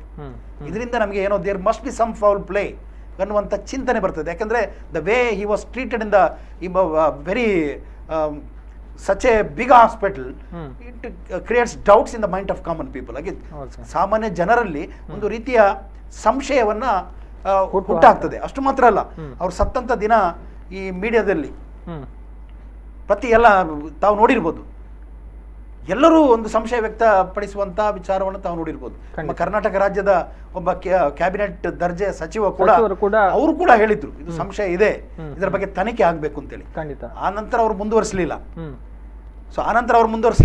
ಆದರೆ ಅವರ ಪತ್ನಿ ಪಾಪ ಅವರು ಸ್ಟೇಟ್ಸ್ನಲ್ಲಿದ್ದಾರೆ, ಅಮೆರಿಕದಲ್ಲಿದ್ದಾರೆ, ಮಗಳಲ್ಲಿದ್ದಾರೆ, ಅವರು ಕೂಡ ಸಂಶಯ ವ್ಯಕ್ತಪಡಿಸಿ, ಅವರ ಸಹೋದರ ಮುರಳಿಯವರು ಎಲ್ಲ ಸಂಶಯ ವ್ಯಕ್ತಪಡಿಸಿದ್ರಿಂದ ನಮ್ಮ ಮುಖ್ಯಮಂತ್ರಿಗಳು ಒಂದು ಸಮಿತಿಯನ್ನು ರಚನೆ ಮಾಡಿದ್ದಾರೆ. ವಿ ಮಸ್ಟ್ ಕಂಗ್ರಾಚುಲೇಟ್ ಕುಮಾರಸ್ವಾಮಿ ಅವರನ್ನ ಈ ವಿಷಯದಲ್ಲಿ. ನಿಜವಾಗ್ಲೂ ಅವರಿಗೆ ನಾವು ಇದು ಮಾಡಬೇಕಾಗ್ತದೆ, ಶುಭಾಶಯ ಕೋರಬೇಕಾಗ್ತದೆ. ಯಾಕಂತ ಹೇಳಿದ್ರೆ ಒಂದು ತಜ್ಞರ ಸಮಿತಿ, ಅದು it's not an ordinary committee. ಅದು ಡಾಕ್ಟರ್ ದೇವಿಪ್ರಸಾದ್ ಶೆಟ್ಟಿ, ಪ್ರಪಂಚದಲ್ಲೇ ಒಂದು ಹೆಸರು ಮಾಡಿದಂತಹ ವ್ಯಕ್ತಿ, ಅವರ ನೇತೃತ್ವದಲ್ಲಿ, ಡಾಕ್ಟರ್ PG ಗಿರೀಶ್ ಅವರ ನೇತೃತ್ವದಲ್ಲಿ ಒಂದು ಸಮಿತಿಯನ್ನು, ತಜ್ಞರ ಸಮಿತಿಯನ್ನು ರಚನೆ ಮಾಡಿದ್ದಾರೆ. ಈಗಾಗಲೇ ಅದರ ಕೂಲಂಕುಷವಾಗಿ ತನಿಖೆಯನ್ನು ಮಾಡ್ತಾ ಇದ್ದಾರೆ. ಮೆಡಿಕಲ್ ಟ್ರೀಟ್ಮೆಂಟ್ ಕೊಟ್ಟ ಇದರ ಬಗ್ಗೆ ಅವರ ಮೆಡಿಕಲ್ ಪೇಪರ್ಸ್ ಅನ್ನ ಸ್ಟಡಿ ಮಾಡ್ತಾ ಇದ್ದಾರೆ. ಮಾಡಿ ಒಂದು ಇದು ಕೊಡ್ತಾರೆ, ಅವರು ರಿಪೋರ್ಟ್ ಕೊಡ್ತಾರೆ. ರಿಪೋರ್ಟ್ ನಮಗೆ ಮೇಲ್ನೋಟಕ್ಕೆ ಪ್ರೈಮಾ ಫೇಸಿ, ನಮ್ಮ ಈಗ ಕ್ರಿಮಿನಲ್ ಲಾದಲ್ಲಿ ಏನು ಹೇಳ್ತೇವೆ ಅಂತ ಹೇಳಿದ್ರೆ ಪ್ರೈಮಾ ಫೇಸಿ ಮೇಲ್ನೋಟಕ್ಕೆ ಹೇಗೆ ಕಾಣ್ತದೆ ಅಂತೇಳಿ, ಮೇಲ್ನೋಟಕ್ಕೆ ನಮಗೆ ಸಂಪೂರ್ಣವಾಗಿ ಸಂಶಯ ಬರ್ತಾ ಇದೆ. ಅದರಿಂದ ತನಿಖೆ ಆಗಬೇಕು ಅನ್ನುವಂಥದ್ದು ನಮ್ಮ ಕೋರಿಕೆ. ಓಕೆ ಎಸ್ ವಿಜಯ ಮಹಾಂತೇಶ್ ಅವರೇ, ತಾವು ಹೇಳ್ತಾ ಇದ್ರಿ ಅಂದ್ರೆ ಅವರು ಯಾವ ರೀತಿ ಹೋರಾಟಗಳ ಮೂಲಕ ಎಷ್ಟೋ ಜನರನ್ನ ಎದುರಾಕೊಂಡಿದ್ರು, ಎಷ್ಟು ಮಂದಿ ಅಭಿಮಾನಿಗಳಿದ್ರು, ಅಷ್ಟೇ ಸಂಖ್ಯೆಯಲ್ಲಿ ಅವರಿಗೆ ಶತ್ರುಗಳು ಕೂಡ ಇದ್ರು. ಅಂದ್ರೆ ಒಳಗಡೆಯಿಂದ ಕತ್ತಿ ಮಸಿತಾ ಇದ್ದಂತಹ ಶತ್ರುಗಳು. ಸೊ ಒಂದು ಕಡೆ ಒಂದು ಆಂಗಲ್ ನಿಂದ ಥಿಂಕ್ ಮಾಡೋದಿದ್ರೆ ಈ ರೀತಿ ಇದರ ಹಿಂದೆ ಏನಾದರೂ ಹುನ್ನಾರ ಇರಬಹುದು ಅನ್ನುವಂತಹ ಒಂದು ಮಾತುಗಳನ್ನ ತಾವು ಹೇಳ್ತಾ ಇರುವಂತದ್ದು.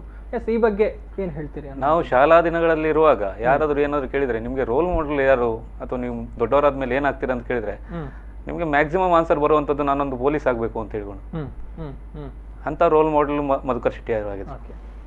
ಅವರ ಸಾವಿನ ಸುತ್ತ ನಾವು ಇಷ್ಟೆಲ್ಲ ಸಂಶಯಗಳಿದೆ ಅಂತ ಹೇಳಿಕೆ ಮೂಲ ಕಾರಣಗಳು ಇದ್ದಾವೆ. ಏನಂತ ಹೇಳಿದ್ರೆ ಯಾವುದೇ ಒಂದು ಉದ್ದೇಶ ಇಲ್ಲದೆ ಯಾರು ಯಾವುದೇ ಕೆಲಸ ಮಾಡುವುದಿಲ್ಲ. ಈಗ ನೋಡಿ, ಬಳ್ಳಾರಿಯಲ್ಲಿ ನಮ್ಮ ಸರ್ಗಳು ಹೇಳಿದಾಗೆ ಬಳ್ಳಾರಿಯಲ್ಲಿ ರಿಪಬ್ಲಿಕ್ ಆಫ್ ಬಳ್ಳಾರಿ ಅಂತ ಇತ್ತು. ಸೊ ಅದನ್ನು ಚಾಲೆಂಜ್ ಮಾಡಿ ಅಲ್ಲಿ ಒಬ್ರು ಸಚಿವರನ್ನು ಜೈಲಿಗೆ ಕಟ್ಟುವಂತ ಒಂದು ಕಾರ್ಯಕ್ರಮ ಅಥವಾ ಒಂದು ಕಾರ್ಯ, ಅದು ಏನು ಸಣ್ಣ ವಿಷಯ ಅಲ್ಲ. ಯಾರು ಸಚಿವರು, ಅವರು ಒಂದು ಸರ್ಕಾರವನ್ನು ಅಲುಗಾಡಿಸುವಂತ ಶಕ್ತಿ ಇದ್ದವರು. ಮತ್ತೆ ಇನ್ನೊಂದೆಡೆ ನೋಡಿದಾಗ ಈ ಚಿಕ್ಕಮಗಳೂರು ಅಲ್ಲೆಲ್ಲ ಕಾಫಿ ಎಸ್ಟೇಟ್ಸ್ ಎಲ್ಲ ತುಂಬಾ ಇದ್ದಂತಹ ಸ್ಥಳದಲ್ಲಿ ಅಲ್ಲಿ ಲ್ಯಾಂಡ್ ಗ್ರಾಬಿಂಗ್ ಆಗ್ತಾ ಇತ್ತು. ಈ ಫಾರೆಸ್ಟ್ ಲ್ಯಾಂಡ್ ಅನ್ನು ಗ್ರಾಬ್ ಮಾಡಿಕೊಂಡು ಅಕ್ರಮವಾಗಿ ಅದನ್ನು ಒಳಗಡೆ ಹಾಕುವಂಥದ್ದು, ಅದನ್ನೆಲ್ಲ ಬಿಡಿಸಿ ಸುಮಾರು ಒಂದು 35 ದಲಿತ ಕುಟುಂಬಗಳಿಗೆ ಅದನ್ನು ಹಂಚುವಂಥದ್ದು. ಯಾವುದೇ ಒಂದು ಸರ್ಕಾರ ಮಾಡುವಂತ ಕೆಲಸವನ್ನು ಒಂದು ವ್ಯಕ್ತಿ ಮಾಡ್ತಾನೆ ಅಂತ ಹೇಳುವಾಗ ಅನೇಕ ವಿರೋಧಗಳು ಓಪನ್ ಆಗಿ ಬರಲಿಲ್ಲದ್ರೂ ಕೂಡ ಹಿಂದೆ ಕತ್ತಿ ಮಸಿಯುವಂತ ಕೆಲಸಗಳು ಆಗಿರ್ತದೆ.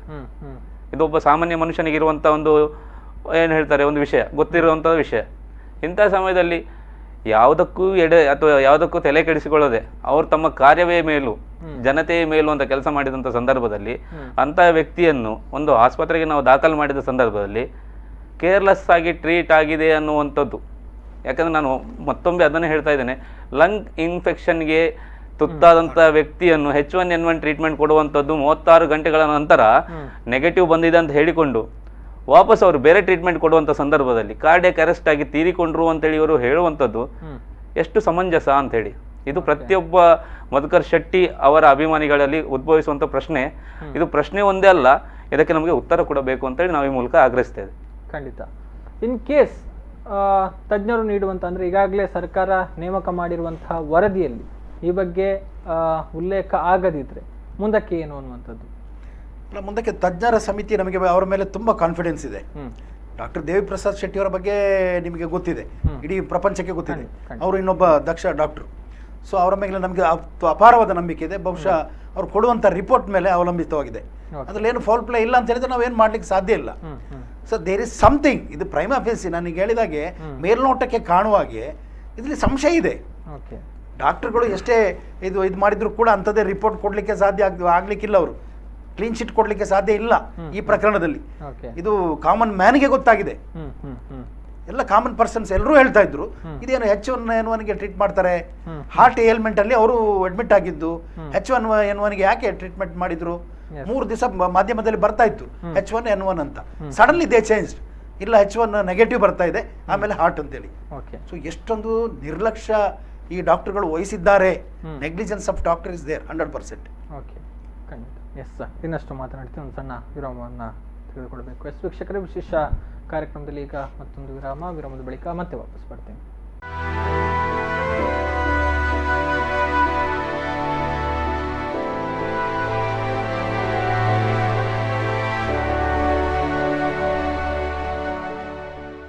ವಿರಾಮದ ಬಳಿಕ ಮತ್ತೆ ಸಿಗಬಹುದೇ ನ್ಯಾಯ ವಿಶೇಷ ಕಾರ್ಯಕ್ರಮಕ್ಕೆ ಸ್ವಾಗತ ವೀಕ್ಷಕರೇ. ಎಸ್, ನಾವು ಮಾತನಾಡ್ತಾ ಇದ್ವಿ ದಕ್ಷ IPS ಅಧಿಕಾರಿ ಡಾಕ್ಟರ್ ಮಧುಕರ್ ಶೆಟ್ಟಿ ಅವರ ಅಸಹಜ ಸಾವಿನ ಬಗ್ಗೆ ಎದ್ದಿರುವಂತಹ ಗೊಂದಲಗಳ ಬಗ್ಗೆ ಎಸ್, ಮಂಗಳೂರು ವಕೀಲರ ಸಂಘದ ಮಾಜಿ ಅಧ್ಯಕ್ಷ ಚಂಗಪ್ಪ ಹಾಗೂ ಅವರ ವಿಜಯ ಮಹಾಂತೇಶ್ ಅವರು ಮಾಹಿತಿಯನ್ನು ಹಂಚಿಕೊಳ್ತಾ ಇದ್ರು. ಎಸ್ ಚಂಗಪ್ಪ ಅವರೇ, ತಾವು ಹೇಳ್ತಾ ಇದ್ರಿ ಯಾವ ರೀತಿ ಇವರು ಒಂದು ರೀತಿ ಕಾನೂನಿನ ಚೌಕಟ್ಟಿನ ಒಳಗೆ, ಅಂದ್ರೆ ಒಂದು ಇಲಾಖೆಯ ಒಳಗೆ ಇದ್ದುಕೊಂಡೇ ಯಾವ ರೀತಿ ಸಮಾಜದಲ್ಲಿ ಬದಲಾವಣೆಯನ್ನ ತರೋದಕ್ಕೆ ಪ್ರಯತ್ನ ಮಾಡ್ತಾ ಇದ್ರು ಅನ್ನುವಂಥದ್ದು. ತಂದೆ ಲೇಖನಿಯ ಮೂಲಕ ಬದಲಾವಣೆ ಸಮಾಜದಲ್ಲಿ ತರೋದಕ್ಕೆ ಪ್ರಯತ್ನವನ್ನ ಮಾಡ್ತಾ ಇದ್ರೆ, ಮಗ ಇಲಾಖೆಯಲ್ಲಿ ಇದ್ದುಕೊಂಡು ಖಾಸಗಿಯ ಮೂಲಕ ಮಾಡ್ತಾ ಇದ್ರು. ಅಂದ್ರೆ ತಾವು ಅವರನ್ನ ಹತ್ತಿರದಿಂದ ಬಲ್ಲಂತವರು, ತಾವು ಅವರನ್ನು ಗಮನಿಸಿದ ಹಾಗೆ ಅವರಲ್ಲಿದ್ದಂತಹ ಒಂದು ಮೇರು ವ್ಯಕ್ತಿತ್ವ, ಅಂದ್ರೆ ನಾವು ಪೊಲೀಸ್ ಇಲಾಖೆಯಲ್ಲಿದ್ದಂತಹ ಅವರ ಕೆಳಗೆ ಕೆಲಸ ಮಾಡ್ತಾ ಇದ್ದಂಥ ಸಿಬ್ಬಂದಿಗಳು ಹೇಳುವಂತಹ ಮಾತುಗಳನ್ನು ಗಮನಿಸಿದ್ರೆ ಬಹುಶಃ ಒಂದು ಪೊಲೀಸ್ ಇಲಾಖೆಯಲ್ಲಿ ಅತ್ಯಂತ ಒಂದು ಕಪ್ಪು ಚುಕ್ಕೆ ಅಂತ ಪರಿಗಣಿಸ್ತಾ ಇರುವಂತಹ ಆರ್ಡರ್ಲಿ ಪದ್ಧತಿಯನ್ನ ತೀವ್ರವಾಗಿ ವಿರೋಧಿಸ್ತಾ ಇದ್ದಂಥವ್ರು, ಎಲ್ಲರನ್ನು ಕೂಡ ಮನೆ ಕೆಲಸದವರನ್ನು ಕೂಡ ಒಂದು ಸಹೋದರರ ರೀತಿ, ಮನೆಯ ಸದಸ್ಯರ ರೀತಿ ಟ್ರೀಟ್ ಮಾಡ್ತಾ ಇದ್ರು ಅನ್ನುವಂಥ ಮಾತುಗಳನ್ನು ಅವರು ಮೃತಪಟ್ಟಂಥ ಸಂದರ್ಭದಲ್ಲಿ ಅವರ ಮನೆ ಕೆಲಸದವರು ಇರ್ಬೋದು ಅಥವಾ ಸಹೋದ್ಯೋಗಿಗಳು ಎಲ್ಲ ಹೇಳ್ತಿದ್ರು. ಬಹುಶಃ ಒಂದು ಪೊಲೀಸ್ ಅಧಿಕಾರಿಯ ಸಾವಿಗೆ ಸಹೋದ್ಯೋಗಿಗಳು ಸಹಿತ ಹಿರಿಯ ಪೊಲೀಸ್ ಅಧಿಕಾರಿಗಳು ಕೂಡ ಕಣ್ಣೀರು ಹಾಕಿದಂಥ ಒಂದು ವಿದ್ಯಮಾನವನ್ನ ಕರಾವಳಿಗರು ಗಮನಿಸಿದ್ರೆ ಬಹುಶಃ ಅದು ಮಧುಕರ್ ಶೆಟ್ಟಿ ಅವರ ವಿಚಾರದಲ್ಲಿ ಅನ್ನುವಂಥದ್ದು. ಎಸ್, ಅವರ ಒಂದು ವ್ಯಕ್ತಿತ್ವದ ಬಗ್ಗೆ ತಾವು ಗಮನಿಸಿದಂತಹ ಪ್ರಕಾರ, ತಾವು ಈಗಾಗಲೇ ಹೇಳಿದಾಗೆ ಬಹುಶಃ ಅವರ ವ್ಯಕ್ತಿತ್ವದ ಪರಿಚಯ ಅವರು ಸತ್ತಾಗ ಗೊತ್ತಾಯ್ತು ನಮಗೆ. ಖಂಡಿತ. ಇಡೀ ಮೇಲ್ವರ್ಗದ ಅಧಿಕಾರಿಗಳಿಂದ ಸಣ್ಣ ಕಾನ್ಸ್ಟೇಬಲ್ ವರೆಗೆ ಕೂಡ ಪ್ರತಿಯೊಬ್ಬರು ಕಣ್ಣೀರು ಹಾಕ್ತಾ ಇದ್ದಂಥದ್ದು, ಪ್ರತಿಯೊಬ್ಬ ನಾಗರಿಕನು ಕೂಡ ಕಣ್ಣೀರು ಹಾಕುವಂತ ವಿಚಾರ ಬಹುಶಃ ಹಿಂದೆಂದು ನಾನು ಕಂಡಿರಲಿಲ್ಲ. ಒಂದು ಅಧಿಕಾರಿಗೆ ಇಷ್ಟೊಂದು ಮಿಡಿತ ಜನರ ಭಾವನೆ ಇಷ್ಟು ಇದೆ ಅಂತ ಅನ್ನುವಂಥದ್ದು ನಮಗೆ ಗೊತ್ತಾಗ್ಲಿಲ್ಲ. ಸೊ ಇವರಲ್ಲಿ ನಾವು ಕಂಡಿದ್ದೇವೆ. ಅಂದ್ರೆ ಅವ್ರ ತಂದೆ ಕೂಡ is led a very simple life. ಅವರು ತಮಗೆ ಗೊತ್ತಿರ್ಬೋದು, ಮುಂಗಾರು ಪತ್ರಿಕೆಯ ಅವರ ಎಡಿಟೋರಿಯಲ್ ನಾವು ನೋಡ್ಲಿಕ್ಕೆ ಆಸೆ ಪಡ್ತಾ ಇದ್ವಾಗ ಅಷ್ಟು ತೀಕ್ಷ್ಣವಾದಂತಹ ಇದು ಬರಹ. ಅದೇ ರೀತಿ ಅವ್ರು ಎಷ್ಟು ಪೆನ್ನಲ್ಲಿ ಲೇಖನೆಯಲ್ಲಿ ತೀಕ್ಷ್ಣರಾಗಿದ್ದರು, ಇವರು ಡ್ಯೂಟಿಯಲ್ಲಿ ಅಷ್ಟೇ ತೀಕ್ಷ್ಣರಾಗಿದ್ದರು. ತೀಕ್ಷ್ಣ ಅಂದ್ರೆ is not A rough police officer, ಎಲ್ಲ ಹೊಡೆದು ಬಡ್ದು ಲಾಠಿ ಅಂತ ಆ ಟೈಪ್ನಲ್ಲ. ಸಮಾಜದಲ್ಲಿ ಒಂದು ರೀತಿಯ ಪರಿವರ್ತನೆಯನ್ನ ತರಲಿಕ್ಕೆ ಪ್ರಯತ್ನ ಮಾಡಿದಂತಹ ವ್ಯಕ್ತಿ. ಈಗಾಗಲೇ ಹೇಳಿದಾಗೆ ಈ ಯಾರ್ಡ್ಲಿಗಳನ್ನ ಇಟ್ಕೊಳ್ಳುವಂಥದ್ದು, ಆ ಟೈಪ್ ಪವರ್ನ ಎಂಜಾಯ್ ಮಾಡುವಂತ ಮನಸ್ಸು ಅವ್ರಲ್ಲಿ ಇರಲಿಲ್ಲ. ಖಂಡಿತ ಇರಲಿಲ್ಲ. ಪವರ್ ನನಗೆ ಕೊಟ್ಟದಲ್ಲ, ಪವರ್ ನನಗೆ ಜನರ ಸೇವೆ ಮಾಡಲಿಕ್ಕೆ ಕೊಟ್ಟಂತ ಪವರ್ ಅನ್ನುವಂತ ಅವಕಾಶ ಅಂತ ತಿಳ್ಕೊಂಡು ಆ ಭಾವನೆಯಲ್ಲಿ ಕೆಲಸ ಮಾಡಿದವರು. ಈಗಾಗಲೇ ಈಗ ಚಿಕ್ಕಮಗಳೂರಿನ ಬಗ್ಗೆ ನಾವು ಹೇಳ್ತೇವೆ. ಈಗ ಅವರ ಇಡೀ ಒಂದು ಗ್ರಾಮ ಅವರ ಹೆಸರಿನಲ್ಲಿದೆ, ಗುಪ್ತಾ ಶೆಟ್ಟಿ ಅಂತ.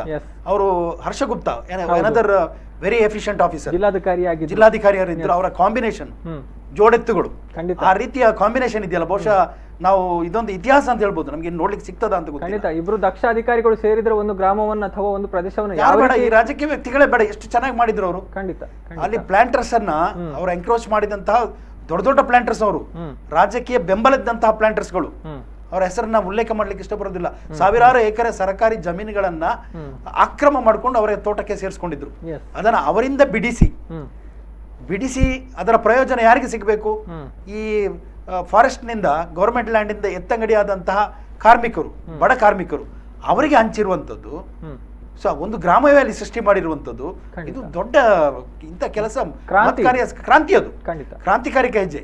ತಂದೆ ಹಾಗೆ ಪೆನ್ನಲ್ಲಿ ಕ್ರಾಂತಿ ಮಾಡಿದ್ರು, ಅವರು ಕಾಕಿಯಲ್ಲಿ ಈ ರೀತಿಯ ಕ್ರಾಂತಿ ಮಾಡಿದ್ರು. ಅದಕ್ಕೆ ನಾವು ಅವರ ಅಭಿಮಾನಿಗಳು. ಅವರಿಂದ ನಾವು ಏನು ಲಾಭ ಪಡೆದವರಲ್ಲ, ನಾವೇನು ಆಗಾಗ ಭೇಟಿಯಾಗುವಂತ ವ್ಯಕ್ತಿಗಳು ಅಲ್ಲ.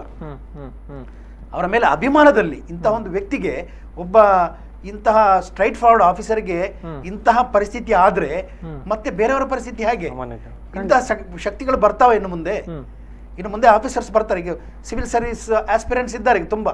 ನಾನು ಸಿವಿಲ್ ಸರ್ವೆಂಟ್ ಆಗ್ಬೇಕು, IAS ಮಾಡಬೇಕು, IFS ಮಾಡಬೇಕು, IPS ಮಾಡಬೇಕು ಅಂತೇಳಿ. ಸೊ ಅವರಿಗೆ ಒಂದು ರೀತಿಯ ಸ್ಫೂರ್ತಿ. ಈ ಸ್ಫೂರ್ತಿ ಎಷ್ಟರ ಮಟ್ಟಿಗೆ ತಾವಿಗೆ ನೋಡಿ, ಈಗ ಕರ್ನಾಟಕದಲ್ಲಿ ಒಳ್ಳೆ ಹೆಸರು ಮಾಡಿದಂತ ಹಲವಾರು ಅಧಿಕಾರಿಗಳೀಗ ಉದ್ಭವ ಆಗಿದ್ದಾರೆ. ಈಗ ನಮ್ಮ ಇಲ್ಲಿ ಉಡುಪಿಯಲ್ಲಿ SP ಆಗಿದ್ರು, ಯಾರು ಅಣ್ಣಾಮಲೈ ಅವರು ಇದ್ರು, ಹಾಗೆ ರವಿಚಂದ್ರನ್ ಅವರು. ಸೊ ಇವರೆಲ್ಲ ನೋಡಿ ಅವರ ಸ್ಫೂರ್ತಿಯಿಂದನೇ ಬಂದದ್ದು ಅಂತ ನಾವು ಹೇಳ್ಬೇಕಾಗ್ತದೆ. ಖಂಡಿತ ಖಂಡಿತ. ಈ ಸ್ಫೂರ್ತಿಯನ್ನ ಏನೋ ನಾವು ಅವ್ರನ್ನ ಕಳ್ಕೊಂಡಿದ್ದೇವೆ, ನಮ್ಮ ದುರದೃಷ್ಟ. ಅವರ ಸ್ಫೂರ್ತಿ ಇದೆಯಲ್ಲ, ಅದು ಯುವ ಜನರಿಗೆ ಮಾದರಿ ಆಗ್ಬೇಕು ಅನ್ನೋದು ನಮ್ಮ ಉದ್ದೇಶ. ಅದಕ್ಕೆ ನಾವು ಇದು ಏನೋ ದೊಡ್ಡ ಇದು ಸರ್ಕಾರದ ವಿರುದ್ಧ ಅಥವಾ ಭ್ರಷ್ಟ ಜನರ ವಿರುದ್ಧ ಹೋರಾಟ ಮಾಡಿದ್ರೆ ಈ ರೀತಿಯ ಪರಿಸ್ಥಿತಿ ಬರ್ತದೆ ಅನ್ನುವಂಥ ಭಾವನೆ ಜನರಲ್ಲಿ ಇರಬಾರ್ದು. ಯಾರು ತಪ್ಪು ಮಾಡಿದ್ದಾರೆ, ಯಾರಾದ್ರೂ ತಪ್ಪು ಮಾಡಿದ್ದೇ ಆಗಿದ್ದಲ್ಲಿ CBI ಅವರನ್ನ ಗುರುತು ಹಚ್ಚಬೇಕು, ಅವರ ಬಗ್ಗೆ ಕಠಿಣ ಶಿಕ್ಷೆ ಆಗಬೇಕು. ಸೊ ಇದು ಒಂದು ರೀತಿಯ ಮಾದರಿ ಆಗಬೇಕು ಮತ್ತು ಇವರು ಪ್ರತಿಯೊಂದು ಯುವ ಜನಾಂಗಕ್ಕೆ ಸ್ಫೂರ್ತಿ ಆಗಬೇಕು ಅನ್ನೋಂಥದ್ದು ನಮ್ಮ ಉದ್ದೇಶ. Yes yes yes. ಅಂದ್ರೆ ಬಹುಶಃ ಒಂದು ಕಡೆಯಲ್ಲಿ ಒಂದು ಮಾತುಗಳು ಕೇಳಿ ಬರ್ತಾ ಇದೆ, ದಕ್ಷ ಅಧಿಕಾರಿಗಳಿದ್ರೂ ಕೂಡ ಒಂದು ಆಡಳಿತ ವ್ಯವಸ್ಥೆ ಅಥವಾ ಒಂದು ಮೇಲಿನ ಒಂದು ಹಿಡಿತ ಅವರನ್ನ ಕೆಲಸ ಮಾಡೋದಕ್ಕೆ ಬಿಡೋದಿಲ್ಲ ಅನ್ನುವಂಥ ಮಾತುಗಳು ಕೇಳಿ ಬರ್ತಾ ಇರುವಂಥದ್ದು. ಅದರ ನಡುವೆ ಕೂಡ ಇಲ್ಲ, ಮಾಡಿ ತೋರಿಸಬಹುದು, ನಾವು ದಕ್ಷತೆಯಿಂದ ಪ್ರಾಮಾಣಿಕತೆಯಿಂದ ಕೆಲಸ ಮಾಡಿದ್ರೆ ಅದು ಖಂಡಿತ ಫಲ ಕೊಟ್ಟೆ ಕೊಡುತ್ತೆ ಅನ್ನುವಂಥದ್ದನ್ನು ಸಾಧಿಸಿ ತೋರಿಸಿದಂಥವರು ಮಧುಕರ್ ಶೆಟ್ಟಿ ಅವರಂತವ್ರು. ಎಸ್, ಏನ್ ಹೇಳ್ತೀರಿ ಸರ್ ಈ ಬಗ್ಗೆ? ಪ್ರಾಮಾಣಿಕ ವ್ಯಕ್ತಿಯನ್ನು ಮಾತಾಡಿಸ್ಲಿಕ್ಕೆ ಜನಸಾಮಾನ್ಯರಿಗೆ ತುಂಬಾ ಸುಲಭ. ಅದೇ ಭ್ರಷ್ಟರು ಪ್ರಾಮಾಣಿಕ ವ್ಯಕ್ತಿ ಹತ್ರ ಮಾತಾಡ್ಲಿಕ್ಕೆ ಹಿಂದೆ ಮುಂದೆ ನೋಡ್ತಾರೆ, ಅದೊಂದು ಅಳುಕಿರ್ತದೆ ಮನದಲ್ಲಿ. ಅದೇ ರೀತಿಯಲ್ಲಿ ಭ್ರಷ್ಟ ವ್ಯಕ್ತಿಗಳ ಹತ್ರ ಮಾತಾಡ್ಲಿಕ್ಕೆ ಸಾಮಾನ್ಯರಿಂದ ಸಾಧ್ಯ ಇಲ್ಲ. ನೂರಾರು ಲಿಂಕ್ಗಳಿರ್ತದೆ ಅದರಲ್ಲಿ. ಯಾಕೆ ಈ ಮಾತು ಹೇಳಿದೆ ಅಂತಂದ್ರೆ, ತಾವು ಹೇಳಿದಾಗೆ ಒಬ್ಬ ದಕ್ಷ ವ್ಯಕ್ತಿ ಕೆಲಸ ಮಾಡ್ತೇನೆ ಅಂತ ಹೇಳುವಂತ ಸಂದರ್ಭದಲ್ಲಿ ಅವನನ್ನು ತಡೆ ಹಿಡಿಲಿಕ್ಕೆ ನೂರಾರು ಕೈಗಳು ಮೇಲಿಂದ ಕೆಲಸ ಮಾಡ್ತಾ ಇರ್ತದೆ. ಸೊ ಅದನ್ನೆಲ್ಲ ಮೀರಿ ಸಾಮಾನ್ಯ ಜನರೊಟ್ಟಿಗೆ ಸಾಮಾನ್ಯನಾಗಿ ಬೆಳೆಯುವಂಥದ್ದು ಇದೆಯಲ್ಲ, ಅದರಿಂದ ತಾವು ಸರ್ ಹೇಳಿದಾಗೆ ಈ ಗುಪ್ತಾ ಶೆಟ್ಟಿ ಅಂತ ಹಳ್ಳಿಯ ಬಗ್ಗೆ ಏನು ವಿವರಣೆ ಕೊಟ್ಟರು, ಅದು ಸಾಧಾರಣವಾದ ಅಥವಾ ಸಾಮಾನ್ಯವಾದ ವಿಚಾರ ಅಲ್ವೇ ಅಲ್ಲ ಅದು. ಯಾಕಂತಂದ್ರೆ ಅದೊಂದು ಆಗಿದೆ ಅಂತ ಹೇಳಿದ್ರೆ ಅದರಿಂದ ಇದೆಲ್ಲ ಸಾಮಾನ್ಯವನ್ನಲ್ಲಿ ಸಾಮಾನ್ಯನಾಗಿ ಬೆಳೆಸುವಂತ ಒಂದು ವ್ಯಕ್ತಿತ್ವ ಇದೆಲ್ಲ, ಅದು ತುಂಬಾ ಪಾತ್ರ ವಹಿಸಿದೆ. ಮತ್ತೆ ಮುಂದೆ ಹೇಳುವಂಥದ್ದು, ಮಧುಕರ್ ಶೆಟ್ಟಿ ಅವರು ನಮ್ಮಲ್ಲಿ ಇಲ್ಲ ಇವತ್ತು, ಆ ನೋವು ತುಂಬಾ ಇದೆ. ಬಟ್ ಇಲ್ಲ ಅಂತ ಹೇಳಿದ್ರೆ ಇವತ್ತು ನಾವು ಮಾತಾಡಿ ನಾಳೆ ಸುಮ್ಮನೆ ಕೂತ್ಕೊಳ್ಳುವಂತ ಕೆಲಸ ಅಲ್ಲ.